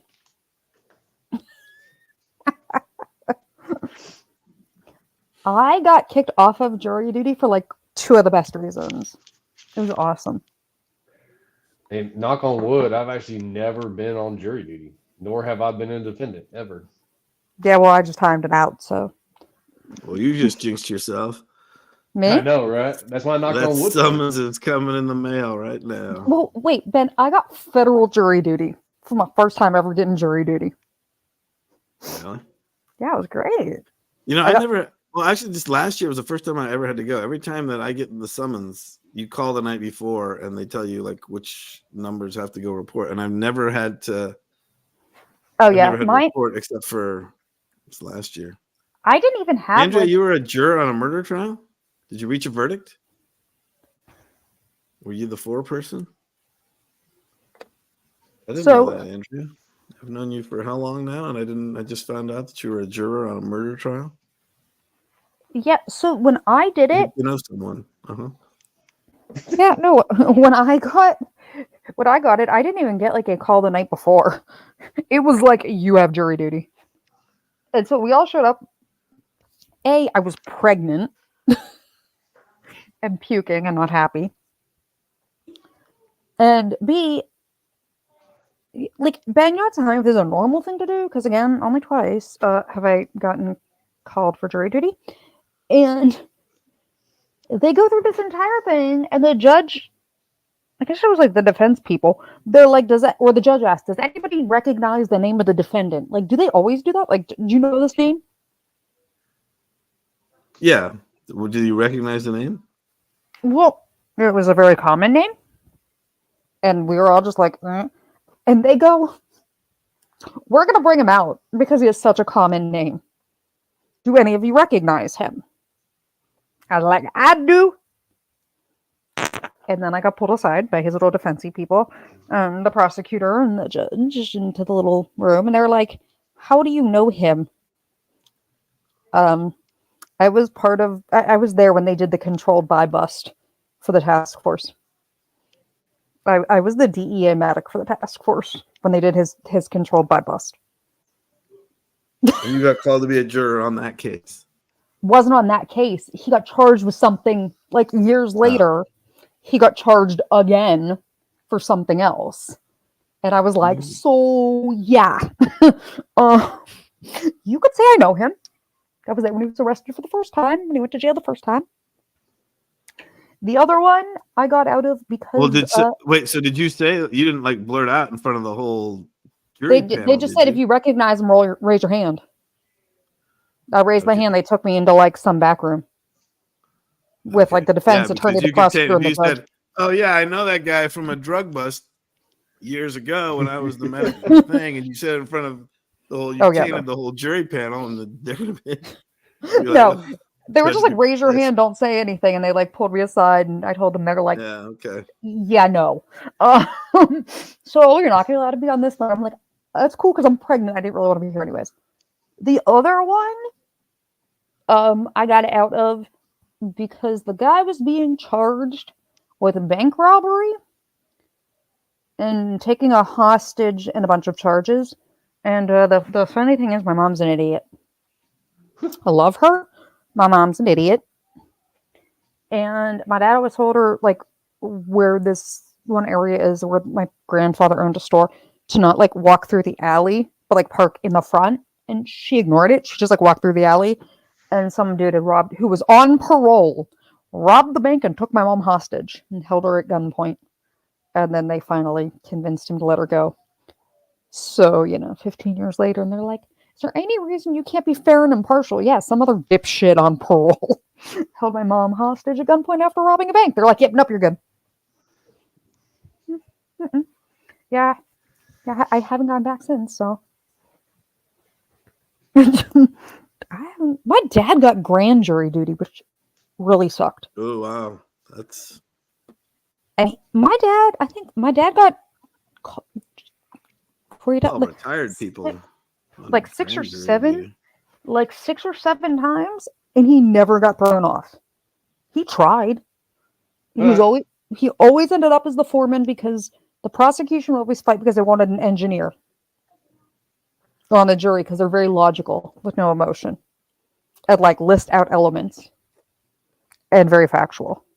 But when he got to grand jury duty, he had like jury duty for like 6 months. Like, I didn't even know it was a thing. Oh, yeah. Let's play the race card. Like, what race is the defendant? Yeah, I don't like him. Like, how does that work, Ben? Like, I was little. Like, he literally had like 6 months of jury duty as a grand juror. Yeah, in the grand jury? Yeah. Like, how the fuck do they pick these people? Yeah, I Is mean, that because yeah, it's a long they do multiple commitment. cases with the grand jury? Yeah, It was like 6 months. each thing does it differently. I have like here, you serve for, I can't remember how long it is, but you do it like one day a week. Like your grand Yeah, jury is like it was like 1 day a week for like Wednesdays, months. whatever. Every Wednesday for like For months. 6 months or something. Yeah. You go there and you serve on the grand jury. I know my friend did one.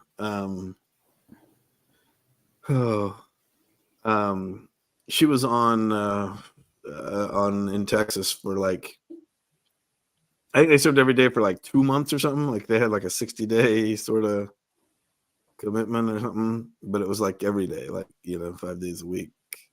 Yeah, he had it like For, 1 like, day 2 a week months. for like 6 months. And on top of it, he couldn't tell anybody he had it, and they made him park in like an underground parking thing, and they like took the grand jurors up in this like special elevator.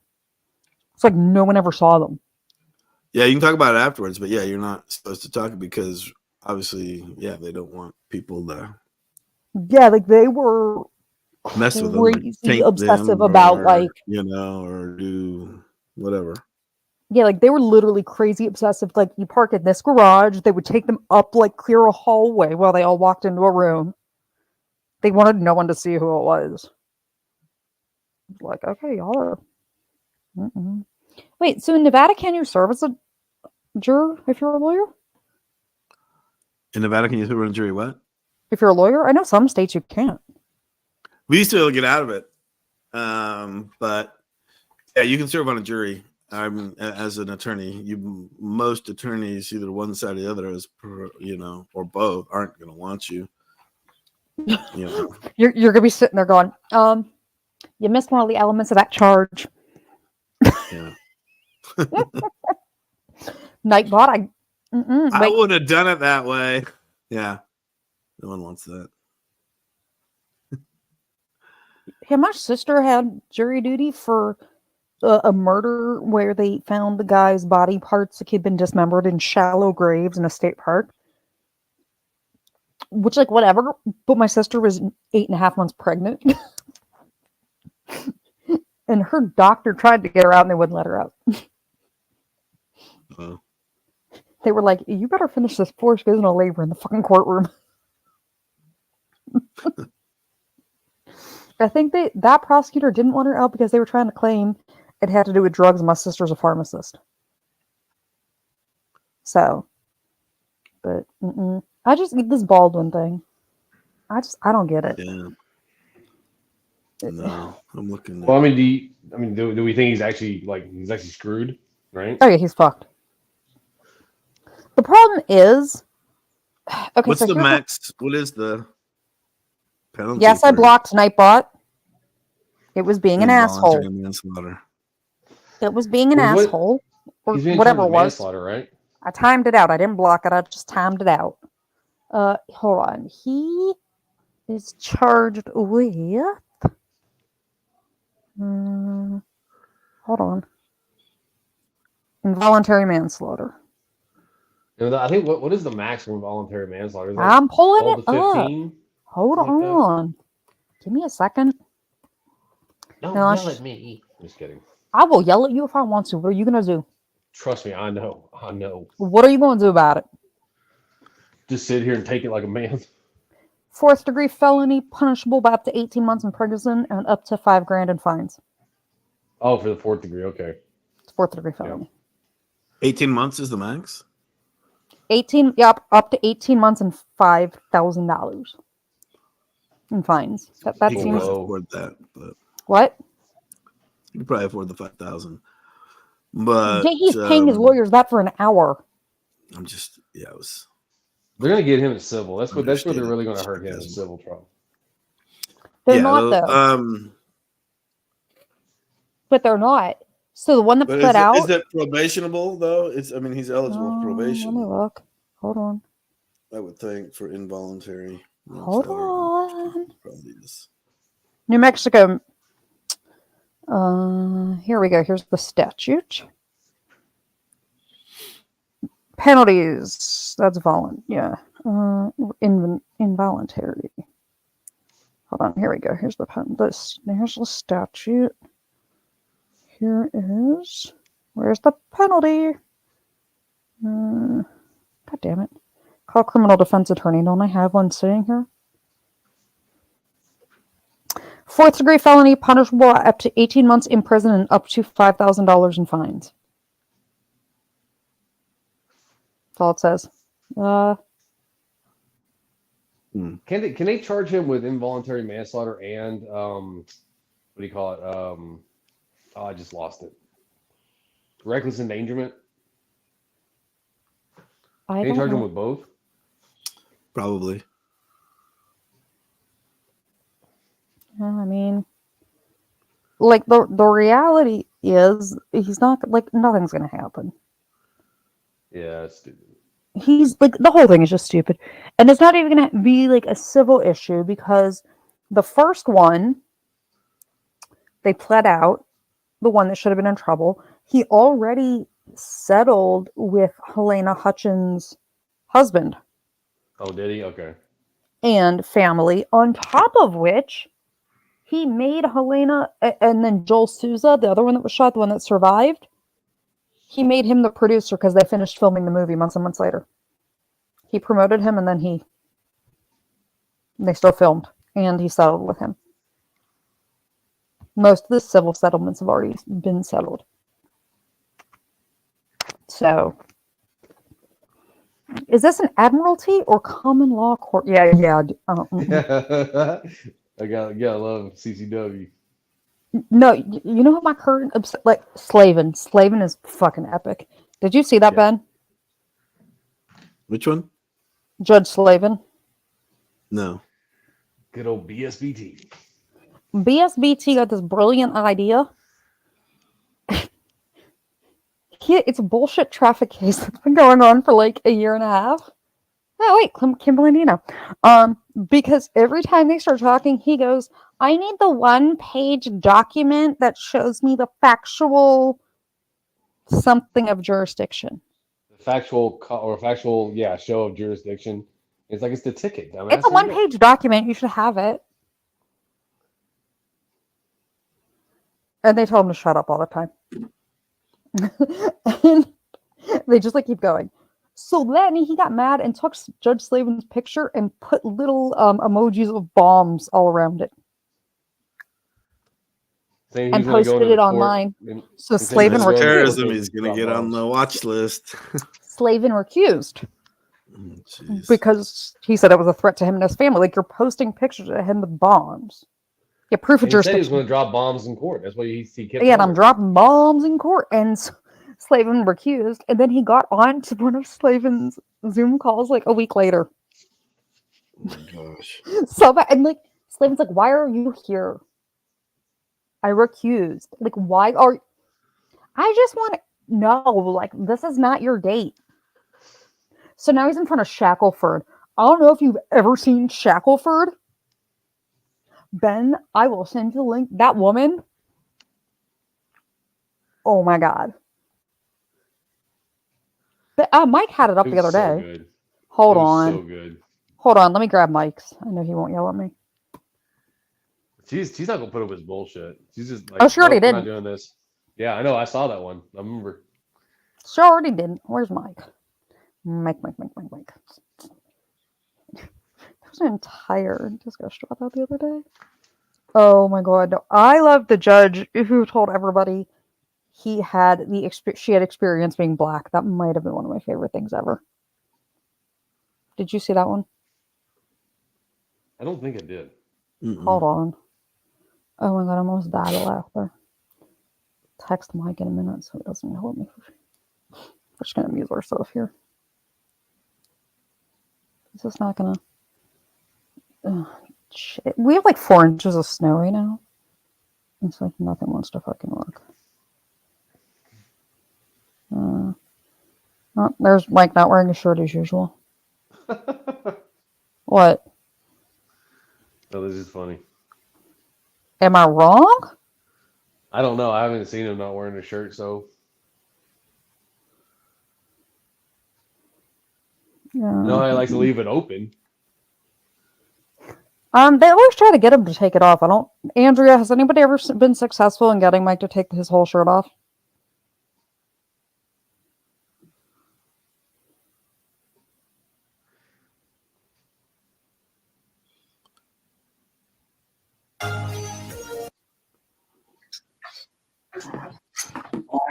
Hey, come in here. Please take your hat off. Hats off. Thank you. Sure. So much. Judge, I need to wear my power fez. I'm sorry. Yeah. No, see how it works. I'll go out for it. All right, I think you should go outside there. I thought I was recording device. It's not a live stream. No recording device. Just outside. All right. Okay. All right, Mr. Lanto, can you come on up? Mayor, that's on Hello. yours. You have it This on is the audit. city of Taylor versus Joshua Lanto. You're at this table, sir. Okay. Mr. Greco, can I get your appearance? Yes, Your Honor. David Greco here on behalf of the city of Taylor. Mr. Lanto, can you tell me your name?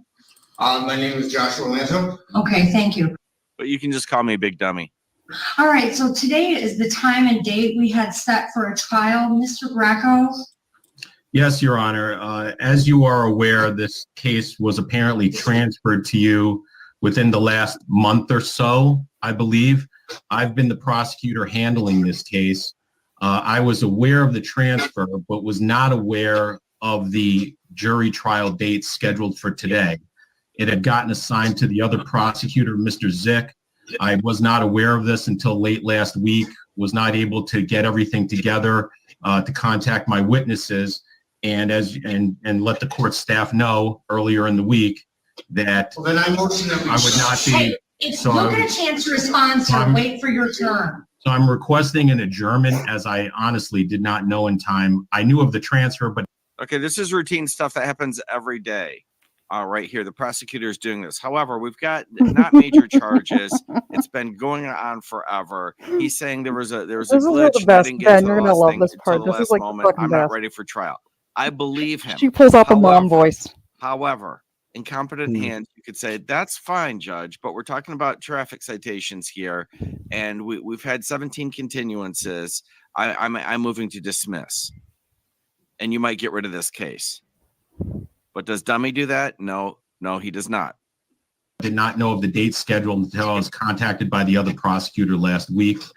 And then, as you know, I contacted the court staff, letting you know that I would be the one holding on to the case and that there was no way for me to appear today or the witnesses. All right, thank you, Mr. Greco. Mr. Lanto? I've been here about 10 times now. I asked at the very first proceeding if I have the right to a fair and meaningful hearing. Do I have the right to a fair and meaningful hearing? I am not going to play games with you, sir. Do you need to make a motion? Is there something you want to tell me? I have a simple question for clarification. Very simple. I'm not Do I have the answering your right- questions. I am here to conduct a jury trial today. The prosecutor has requested an adjournment, and I am asking you what your response to his request is. Okay, well, it seems like you're getting really angry. Oh, I'm not. I'm being. Please say that to the stern judge. with you, Yes. Because I'm asking you, Tell him to sir, calm if you down. cannot That's answer gonna go my on. question, do you have a response to that? Oh my Do I goodness. have a response to what he just said? I just want to know if I have in order to respond to that, what I need to know is, do I have the right to a fair and meaningful hearing? And that's it. Well, do you want an attorney that can advise you of your No, constitutional I rights? want to know from you because you are presiding over this. Sir, sir, there is no trial, sir. So that the guy that she's talking to right now is his You know buddy where that's I'm holding him up. right? Oh, I do. Right. So I'm Do I have the right to asking fair and you, meaningful hearing? sir, you are in my courtroom because there is an allegation against you that you threatened the other judge in this building. Then why am I not charged? Sir, I'm not a charging official. I'm a judge. That's actually a good question. That's the only good question you ask. However, it's not helpful to your cause, dummy. Do you want to be held into contempt of court today? Mr. Greco, your motion is Can't answer that. granted. The trial will be adjourned. This trial was put on us. But yeah, do you want him or Blandino? Which would you rather? You've already had Blandino. Would you rather have had him?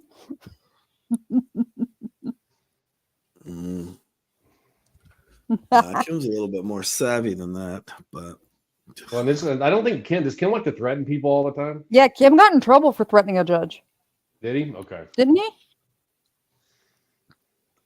yeah, he basically got what do you call it? Extortion.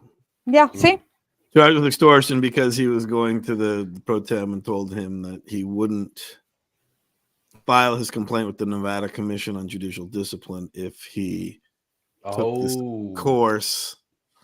He wanted to take an ethics course. He wanted to donate $500 to the Clark County Law Library.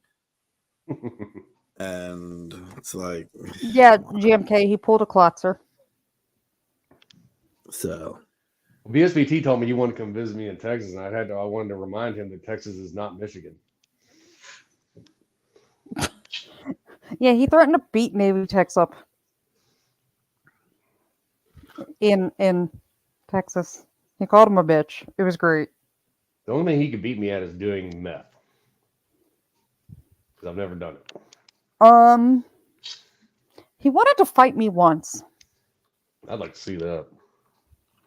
He won a lot of people because he said Joshua he would fight. Lanto. Yeah, he said, yeah, Josh was like, I'll fight you. And there was a whole bunch of people that day that were like, where, when, I will sell tickets, where is the beer and popcorn? I will make this a pay-per-view event. Great. Great. It's like that line from was it Letterkenny? This is what's going to happen, and this is like Loki telling VSBT. It's going to be 3 hits: me hitting you, you hitting the ground, the ambulance hitting 60. Yes, Tim. Texas is a mutual combat state. It is, and you have a right to trial by combat, or something like. Oh, fucking John went off about it one day. Yeah, you have a right to trial by combat. Fucking game on. Gotta love my state. Fucking Texas. Right. Yeah, I mean, it wouldn't even be the like, oh, let's fight. You know, there's going to be 3 hits. Like, I will give him the first hit. I will let you swing once. You better make it good because the last one you won't get, but Merry Christmas. I'll give you your one. He showed up he showed up outside of Kafar's house standing on the sidewalk with a baseball bat. And threatened to go to his kid's school. Yeah, trying to like egg Kfar on to like step off his property because castle doctrine. But yeah, I was like, look, you can hit me first. Like, I'll give you 1 hit. Go for it. Let me know how it goes. It's gonna be the last one you get, baby. There's a reason as a goaltender. Speaking of, how's my little tendy? he's fine. Then I won't. I am taking your my little tendy shopping. The cutest little tendy. Amen, CCW. That's right. I don't gotta go jack shit. All I'm gonna do is stand there in high heels and be like, he hit me first. Yeah, exactly. Please find me a Texas cop that's gonna be like, oh yeah, she's totally. The last physical altercation I got into at work was we had a guy that led police on a high-speed pursuit from the city out there like 4 suburbs to the county line, whipped a U-turn and came back. So he had the like never-ending, it looked like a fucking presidential motorcade. Because every municipality he went through, you pick up a car. And he was coming down a hill that has a bend, and he saw the police officer that was standing in front of a tree that had the spike strips to pull. And made the brilliant decision that he was going to hit the police officer and the tree. Oh, like, he wasn't going to go for the spike strips. He was just going to, like, aim for the cop. The cop moved, and he hit the tree dead on. And his windshield broke.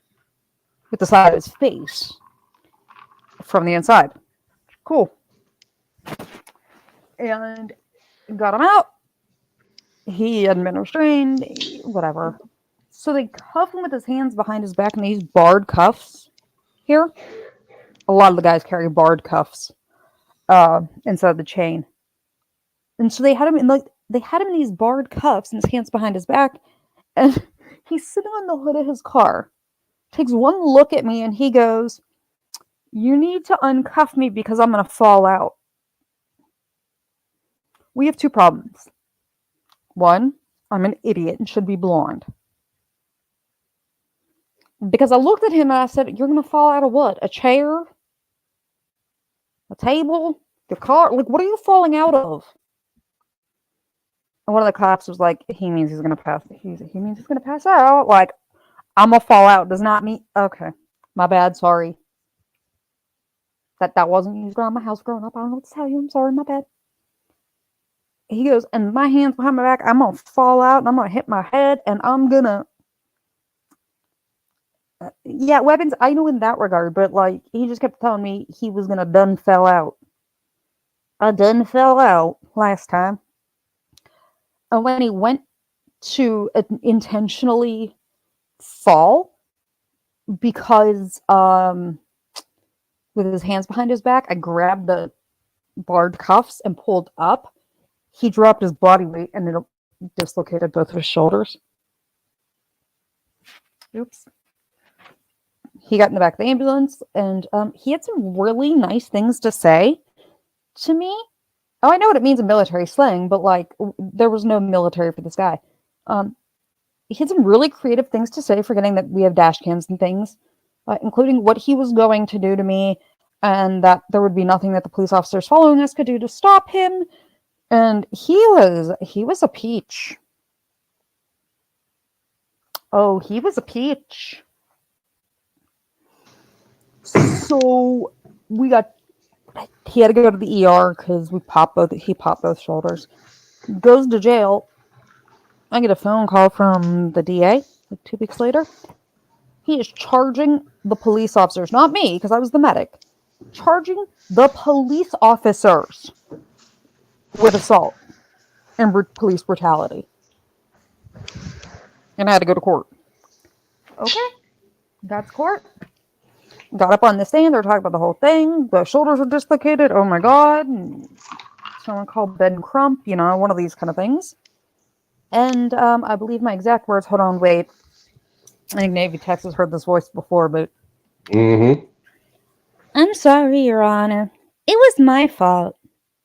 He dislocated his shoulders because, I grabbed his cuffs because he was going to fall. I didn't want him to hit his head. I'm sorry, Your Honor. All the injuries are because of me. None of these officers did anything.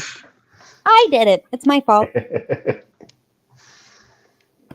And the judge looked at him, and they had a little meeting because I was dressed like a girl in a dress with high heels and my hair down and done. And went, "You want to admit in open court that you got beat up by that? You want to come here to open court and be like, I got my ass kicked by that girl? Because you're going to jail for the other charges. You will forever be known as the dude that got beat up by a girl."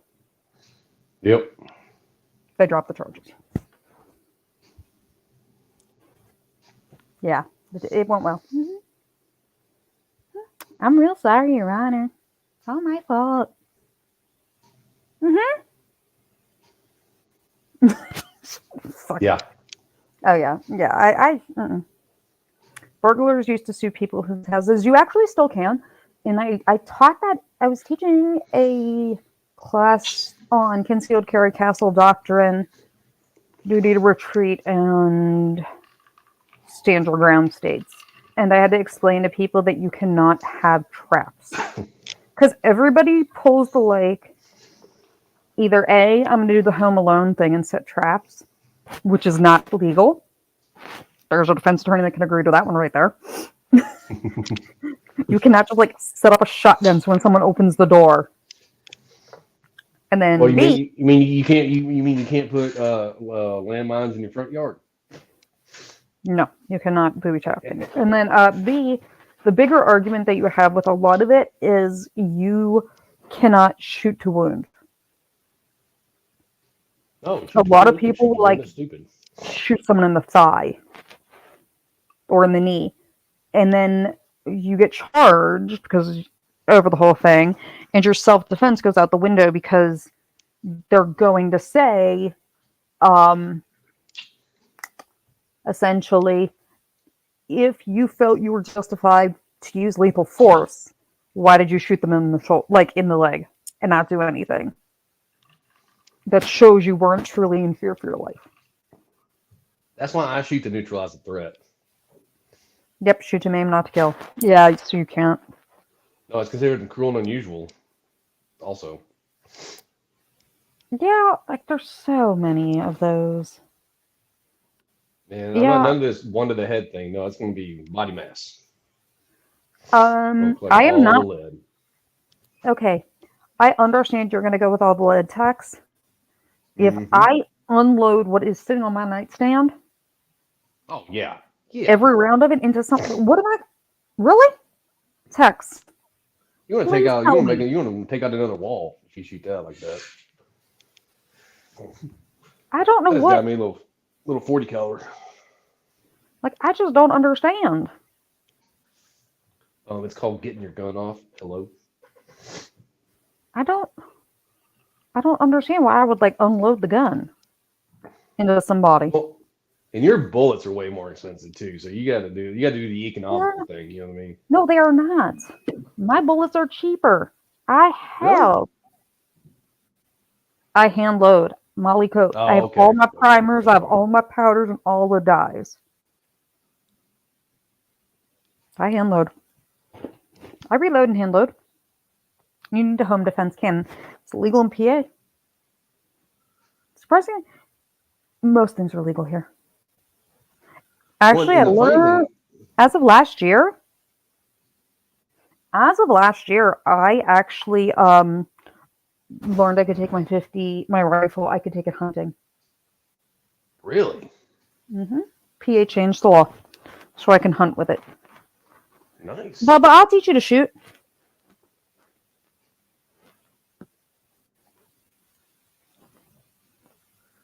I love the people that are like, well, aren't you going to fire a warning shot? Like the warning shot was the locked door that you don't have access to. The warning shot actually gets you into legal trouble. Yeah, that's why I'll never do it. One of the things I teach. Yeah, especially if that round goes somewhere and hurts somebody else because you fired it off on willy-nilly. That would be that's where you refer to intent follows the bullet. Yep. I actually had that entire discussion because with somebody once there was a big discussion. Ben needs to teach all of us law. Yeah, weapons, he does. I tell him that all the time. I teach all the time. Like, the problem is, you need to understand that intent follows a bullet. And somebody asked me why I have so many weird rifles. I don't think they're weird. But traditionally on callouts, I will take the, 308, the 338 Lapua Magnum, and the 50. And everybody asks why I just don't take the 50 to everything. Because I have to consider the backstop, essentially. Yep. It's going to go through a house. Like most houses. That 50 will go through multiple rooms. Yep. So it doesn't matter what you're doing in the house. If I shoot you, the bullet goes through you and then goes through that brick wall and clears someone and kills somebody in the alley or the house behind. It's my fault. Intent, I did not do my due diligence as the precision marksman. So I have to take into account all of that. So, unless I'm taking a super, super, super long shot, I'm more likely to use the 338 Lapua. I mean, I use the 308 for stuff, but the scope I have in my 308 is not nearly compared to the 338 Lapua. So, Tim, your backstop would stop it. I'm sure it would, but generally, when I say I have to take a backstop into account, I am generally in public taking shots for police business, not just at the range. But you know, when I go to the range, we generally shut down it. We generally shut the range down because I shoot perpendicular to all the skeet lanes to get enough distance. Good to see you too, Weapons. Text me, message me, and let me know what's going on. Bubba, what do you want to know? Tim, you have to tell me what all this means later. You tell me what you want to know. I'll tell you right now, darling.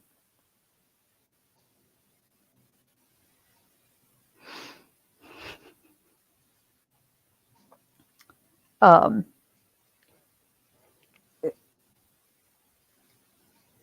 we feeling, Papa? Okay, pulling shocks. Papa's the steroid helping? Tim, that would not remotely be that would not remotely be adequate.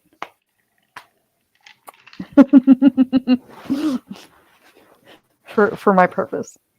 Okay. So, Bubba, there are weapons for home defense. There are weapons you would concealed carry. There are weapons for hunting, and then there's special weapons, right? Yep. I personally use a lot of special weapons because I am what they call a certified precision marksman. Mason. Certified precision marksman is the nice way of saying sniper because that's got a mean connotation. A 308 rifle is generally what most hunters use. A lot of military. I have one I have that. I have a 300 Win Mag. I have one in what's called 338 Lapua Magnum, which is a fairly rare round. Rare is the right word. It's not a popular round. It is more niche. But I also have I have more than one, but I have several 50 caliber rifles. Tex, how do we 50 caliber rifles, I guess the best way I can explain it. Ben's back. The ever sexy Ben Bateman. 50 caliber rifles are technically, you're not supposed to shoot people. They're considered anti-armament, anti-property. Yeah. Anti-vehicle, anti-building. Yeah. Yeah. They're, they're not anti-personnel. Anti-material. There are many if you shoot a person with one, depending on situation, things like the Geneva Convention get involved. It's considered a little bit problematic. Yeah. I once shot a squirrel with it. Wow. Okay, in my defense, I was sighting it and a squirrel got in the way. Pink mist. Yeah, the biggest thing they found was like a dime-sized piece of fur. It was pink mist. What's the effective range? The effective range of a 50 cal sniper rifle? It depends what you're defining effective range. So, because I heard it was over almost a mile, but as far as it starts tearing down. What do you mean? That it'll maintain its course before it starts to lose and go down. All bullets go down. Right, but I'm saying that don't think. Well, it depends. I guess the effective range of being able to hit. Yeah, I don't know. So, generally, about 2,500 meters. That's right. Okay. Generally. But the thing is, all people remember bullets, when you shoot them, they go up and then they go, but it's parabolic. So Yeah. when I sight my things in, I can sight something. Hey, Carrie, Nate. I can sight something in. Because if you look at the curve, if I sight it in at 30 degrees here, I know what the distance it'll be at the 30-degree angle there is. And my sight will still be right. If that makes sense. Yeah. So I don't need the distance. I'm good to about 1.5 miles with it. Nice. For things. The longest recorded, I think, is almost 2 miles. For the longest recorded shot with it. And that was with the Macmillan. And I have a Macmillan. Did you ever see that silly video of, I think she was like a midget. She was either a stripper or a prawn star and shooting that 50 cal prone. And it threw her back. No. That was hilarious. It was long. The length from stock to tip of the barrel was longer than she was tall. And she gets down there, puts it on her shoulder, and gets up there and like has to reach out to actually reach the damn trigger and fires it and just fucking kicks her ass back. It's so funny. I liked watching Elon Musk shoot a 50 cal from the hip the other day. Oh my god, did he have to get hip surgery afterwards? No, he actually didn't do too bad with it. I don't know why he was like firing from the hip, but whatever. Because it's Elon Musk and he likes to smoke pot and shoot flamethrowers with Joe Rogan. I don't know. I can tell you my 300 Win Mag is a feather light and it broke my collarbone the first time. Damn. Has your collarbone been broken previously? No. Okay. Not that one. Bubba, we will go through You've broken all both of of them? I have broken both sides of my collarbone, and Tiny Tendy will as well. You Well, can it tell only him takes what, seven pounds of pressure to break a collarbone? about. You can tell Tiny Tendy by the time he's done with high school, he will most likely have broken both collarbones. I'll let him know. The problem is, if you look like his shoulder protection. Okay, 3,871 yards. Yeah. Okay. Well, Tim, if you're talking about the Canadian, that's not the only one. There are the ones that have not been publicly put out. But yeah, so Ben, if you look at his chest protector, he's got the one with the elbows attached, I'm assuming. Yes. Yeah, it looks like my kids call it like the transformer thing. I look like a transformer with it on. But if you look, it's his collarbones, like a couple fingers in, like 3 in, from the sternal notch, are going to be visible, because that's where your turtleneck and neck guard are meant to kind of come up. You know, they can't bring it any closer at the neck, because when you go side to side, it would choke you with the shoulder pads. Makes sense. So the problem is, you're like 2 or 3 fingers right away from that sternal notch. And if you turn your head to the side, you're going to take it right in between where your neck protector ends, or your dangler, and the shoulder pad. Okay. Pretty much every goaltender I know. We've all done it. Because as soon as we get hit with it there, you'll see all of us grab our arm and hit the ground. Yeah. I've done that one a couple times. But when I broke that the other collarbone, I hadn't broken it from hockey yet. I broke from hockey later. But yeah, no. I broke more bones playing hockey than I probably should have. Some of it was because I might have gone into one too many fights. What? Nah, say it ain't so. Tim, you have not had the privilege of shooting a 50. Well, I can give you the privilege of a Macmillan, a Barrett, or a Magnum Research Desert Eagle. Take your pick. I haven't had a chance to shoot those either, and I want to come up and do that, honestly. Yeah, I was breaking it. Ben, has Tiny Teddy asked you to run his stuff over with the car yet? No. What? Run what stuff over with this car? His equipment? Yeah. Yeah, not him. Please don't run him over. Just kidding. It's all right, Dad. I'll put on the equipment. We got this. He hasn't? No. No one has taught him.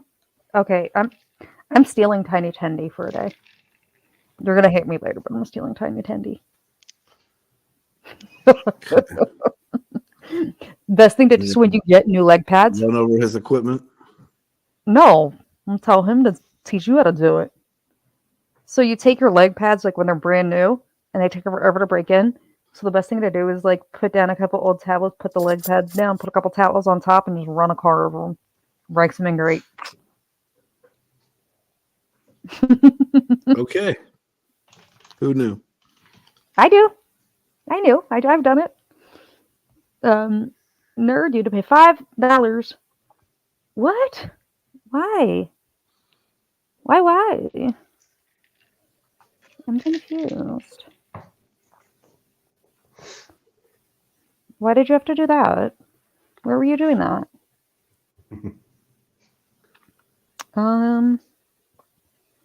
I have to be very careful with. Okay, hold on. Let's go with this way. We're gonna do this. Hold on. I'm gonna be real careful and I gotta hide a chat real quick. Hold on. Okay, you can't see the chat in that. Okay, there you go. You mean this? Is that what you want? Is that what you're shooting? Nerd angle? That? I think he meant this 50 cal sniper rifle. I don't know. He may have been the. No, he's no. Yeah. Yeah, see, hold on, wait. Okay. Yep, there you go. See, I even had my nails were pastel pink that day. Right now they're cherry red. That's Loki's concealed carry weapon. It is. That would be one of my concealed carry weapons.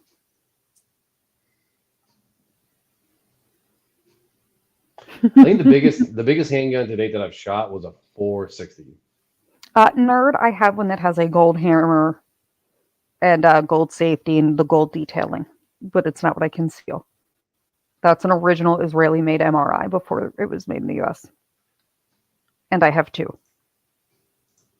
I have two that are the Israeli. One's a 44 mag and one's a 50. And it is a cute concealed carry. I still want to see a concealed carry because I'm interested to see how you concealed carry a 50 cal. Okay, we're gonna let Ben pick this one. Ben, Okay. What am I picking?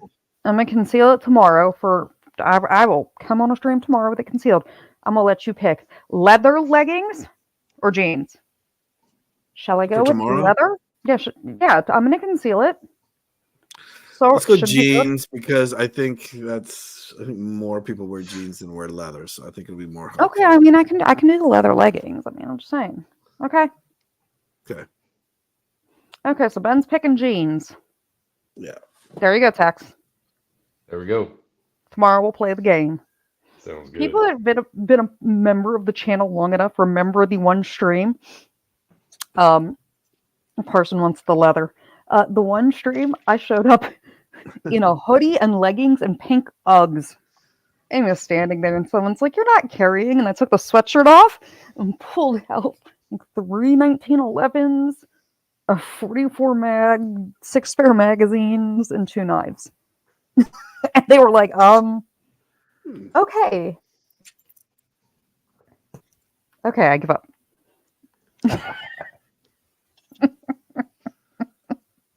It's fun. What's the puppy's name? Is that the one that got lost and then came back? Yeah, this is Ruby. Aw, adorable puppy. At least it's alive, unlike your dead cat. Yeah, she doesn't want to be ignored. You mean my ghost cat? Yeah, ghost cat.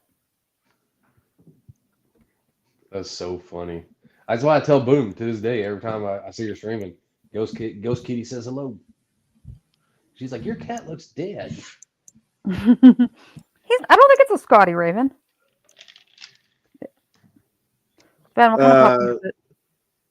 Not a Scotty. She's a Schnauzer. There you go. She's a what? Say it again. Schnauzer? Schnauzer. Got it. Okay. Well, okay. One of your All 4 right, cats. Hang on. All right, well, get out. One of your 4 cats is laying on you. That's okay. The one breeder that I want to get a puppy from is actually out in Vegas, but he is in a big fight with Vegas and Nevada. They're trying to shut them down. Really? Yeah, What kind of dogs? Do you know? Ovcharka. What kind? Ovcharka. Don't know that. Hold on. This is the one that Micro wants. And when I say Micro wants the Ovcharka, like she will not agree to anything other than this dog. Let's see. I'm trying to find a decent picture of the Ovcharka. But one of the only Ovcharka breeders in the U.S. is near Vegas. So here, this picture I'm going to show you is a puppy. Okay? Puppy. Not even one.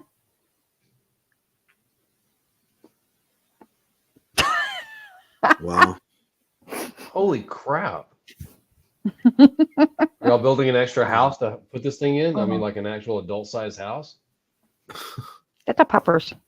He's little. Man, we can't That have one's this little. in Texas, man. This gets too hot. What? I said we can't have them really in Texas. You have to shave them. A lot of It gets people way puppy too cut hot. them. A lot of people Well, keep them. I had a neighbor that had a chow, right? Yeah. One of the chows. And of course they're fucking super hairy like that. And yeah, they don't, if you don't shave them in Texas, like, you know, it gets to be 120 degrees around here, like they'll die. And you have to shave them. This one, let's see. I have 2 puppers myself, and they are currently in their cage in my room. Okay, what kind of puppers are they though? You know a good horse vet. What about Patty I know a that good horse was injecting horses' butt or bouncing needles off of horses' butts earlier? What about Patty? Yeah, there you go. Croco squirrel. Dr. Patty. Okay, here is My dogs the are both mutts. breeder. Yeah, mine are both mutts. I picked them up from the pound. Well, actually, that's not true. One of them I got from the pound. My dog Eden I got from the pound. And There then we go. Archer I got in my friend's. Someone dropped him off in my friend's backyard when he was like 6 months old. Yeah, so that's an Ovcharka. No, we call that a horse. That's not a horse. Yeah. That's the a cute little Clydesdale. puppy. Fucking, is that like a Russian Siberian virgin dog? Yes, the Caucasian Ovcharka is a Siberian bear hunting dog. It's an Ovcharka, and they are used as Russian prison dogs and Siberian prison dogs. So you think American prisoners have it rough, like the German shepherds? That's what you. That's what you run into in Siberia and Russia. We're pretty calm over here when it comes to it. Hold on, let me find him.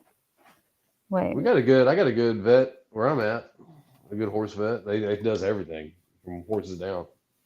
Yeah, no, this was like, but this has been a big thing. Why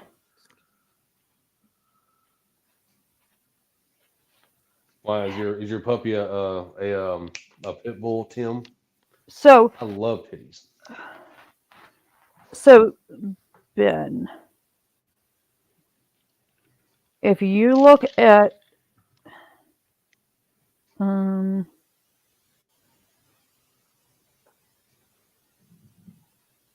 I pull it up this way?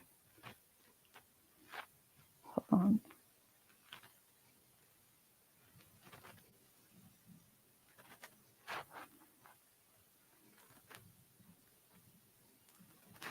Here we go. I should be able to show this one. Yeah, Ben, this was the problem. What's the problem here? They seized 300 of them. Marshall up in Nye County. Let's see. Mm-hmm.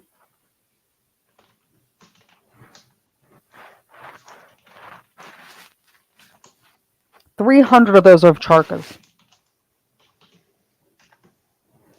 Those are the one I just showed you the picture of. Yeah. 300.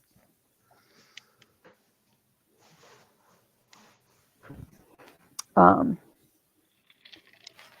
Nerd Angle, the Ovcharka is not a Mastiff breed, and ironically, it is actually not listed on home insurance riders as a problematic breed because they're so rare to get in the U.S. They're purebred. They're very rare in the U.S. Yeah, Sin, they're fairly expensive. I can tell you, my brother had one. The full size, like a grown male of Charka, is generally 325 pounds. 300 pounds. Jesus. And at the shoulder, you're looking at 4 feet, 4.5, 5 feet. I don't know if I want a dog that outweighs me by that much. Why? The running joke was Micro can just ride it instead of taking it for a walk. Well, yeah, I understand that. You just throw a saddle on it and yippee-ki-yay, motherfucker. But So the one we had was named Bear. shocking. And the reason that was named Bear, he liked to go into the living room and flop down and put his all 4 legs out. And he looks like a bearskin rug. Nice. It would just lay there. If you didn't know it wasn't real, you were like, what the fuck? And he just riding the front seat of the car. It was the dumbest dog. It loved everybody. People would freak out at PetSmart or things. If you had it on a leash, it would just lay on the floor and next to you. And I can't tell you how many times we had to be like, can you not let your dog go poke it? Because it's always a German And you want one Shepherd. of those? What? We've had them. I've had one already. Really? But How much the does it thing cost to feed that dog? it didn't care. It was it was the sweetest thing. It was the sweetest baby ever. The issue was always poodles or Dobermans or things that would go piss it off and try to fight it. Do the thing weighs 3 times what you do. Why are you? Don't pick a fight. You're gonna lose.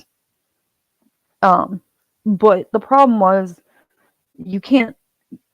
They can be problematic, as in you can't just.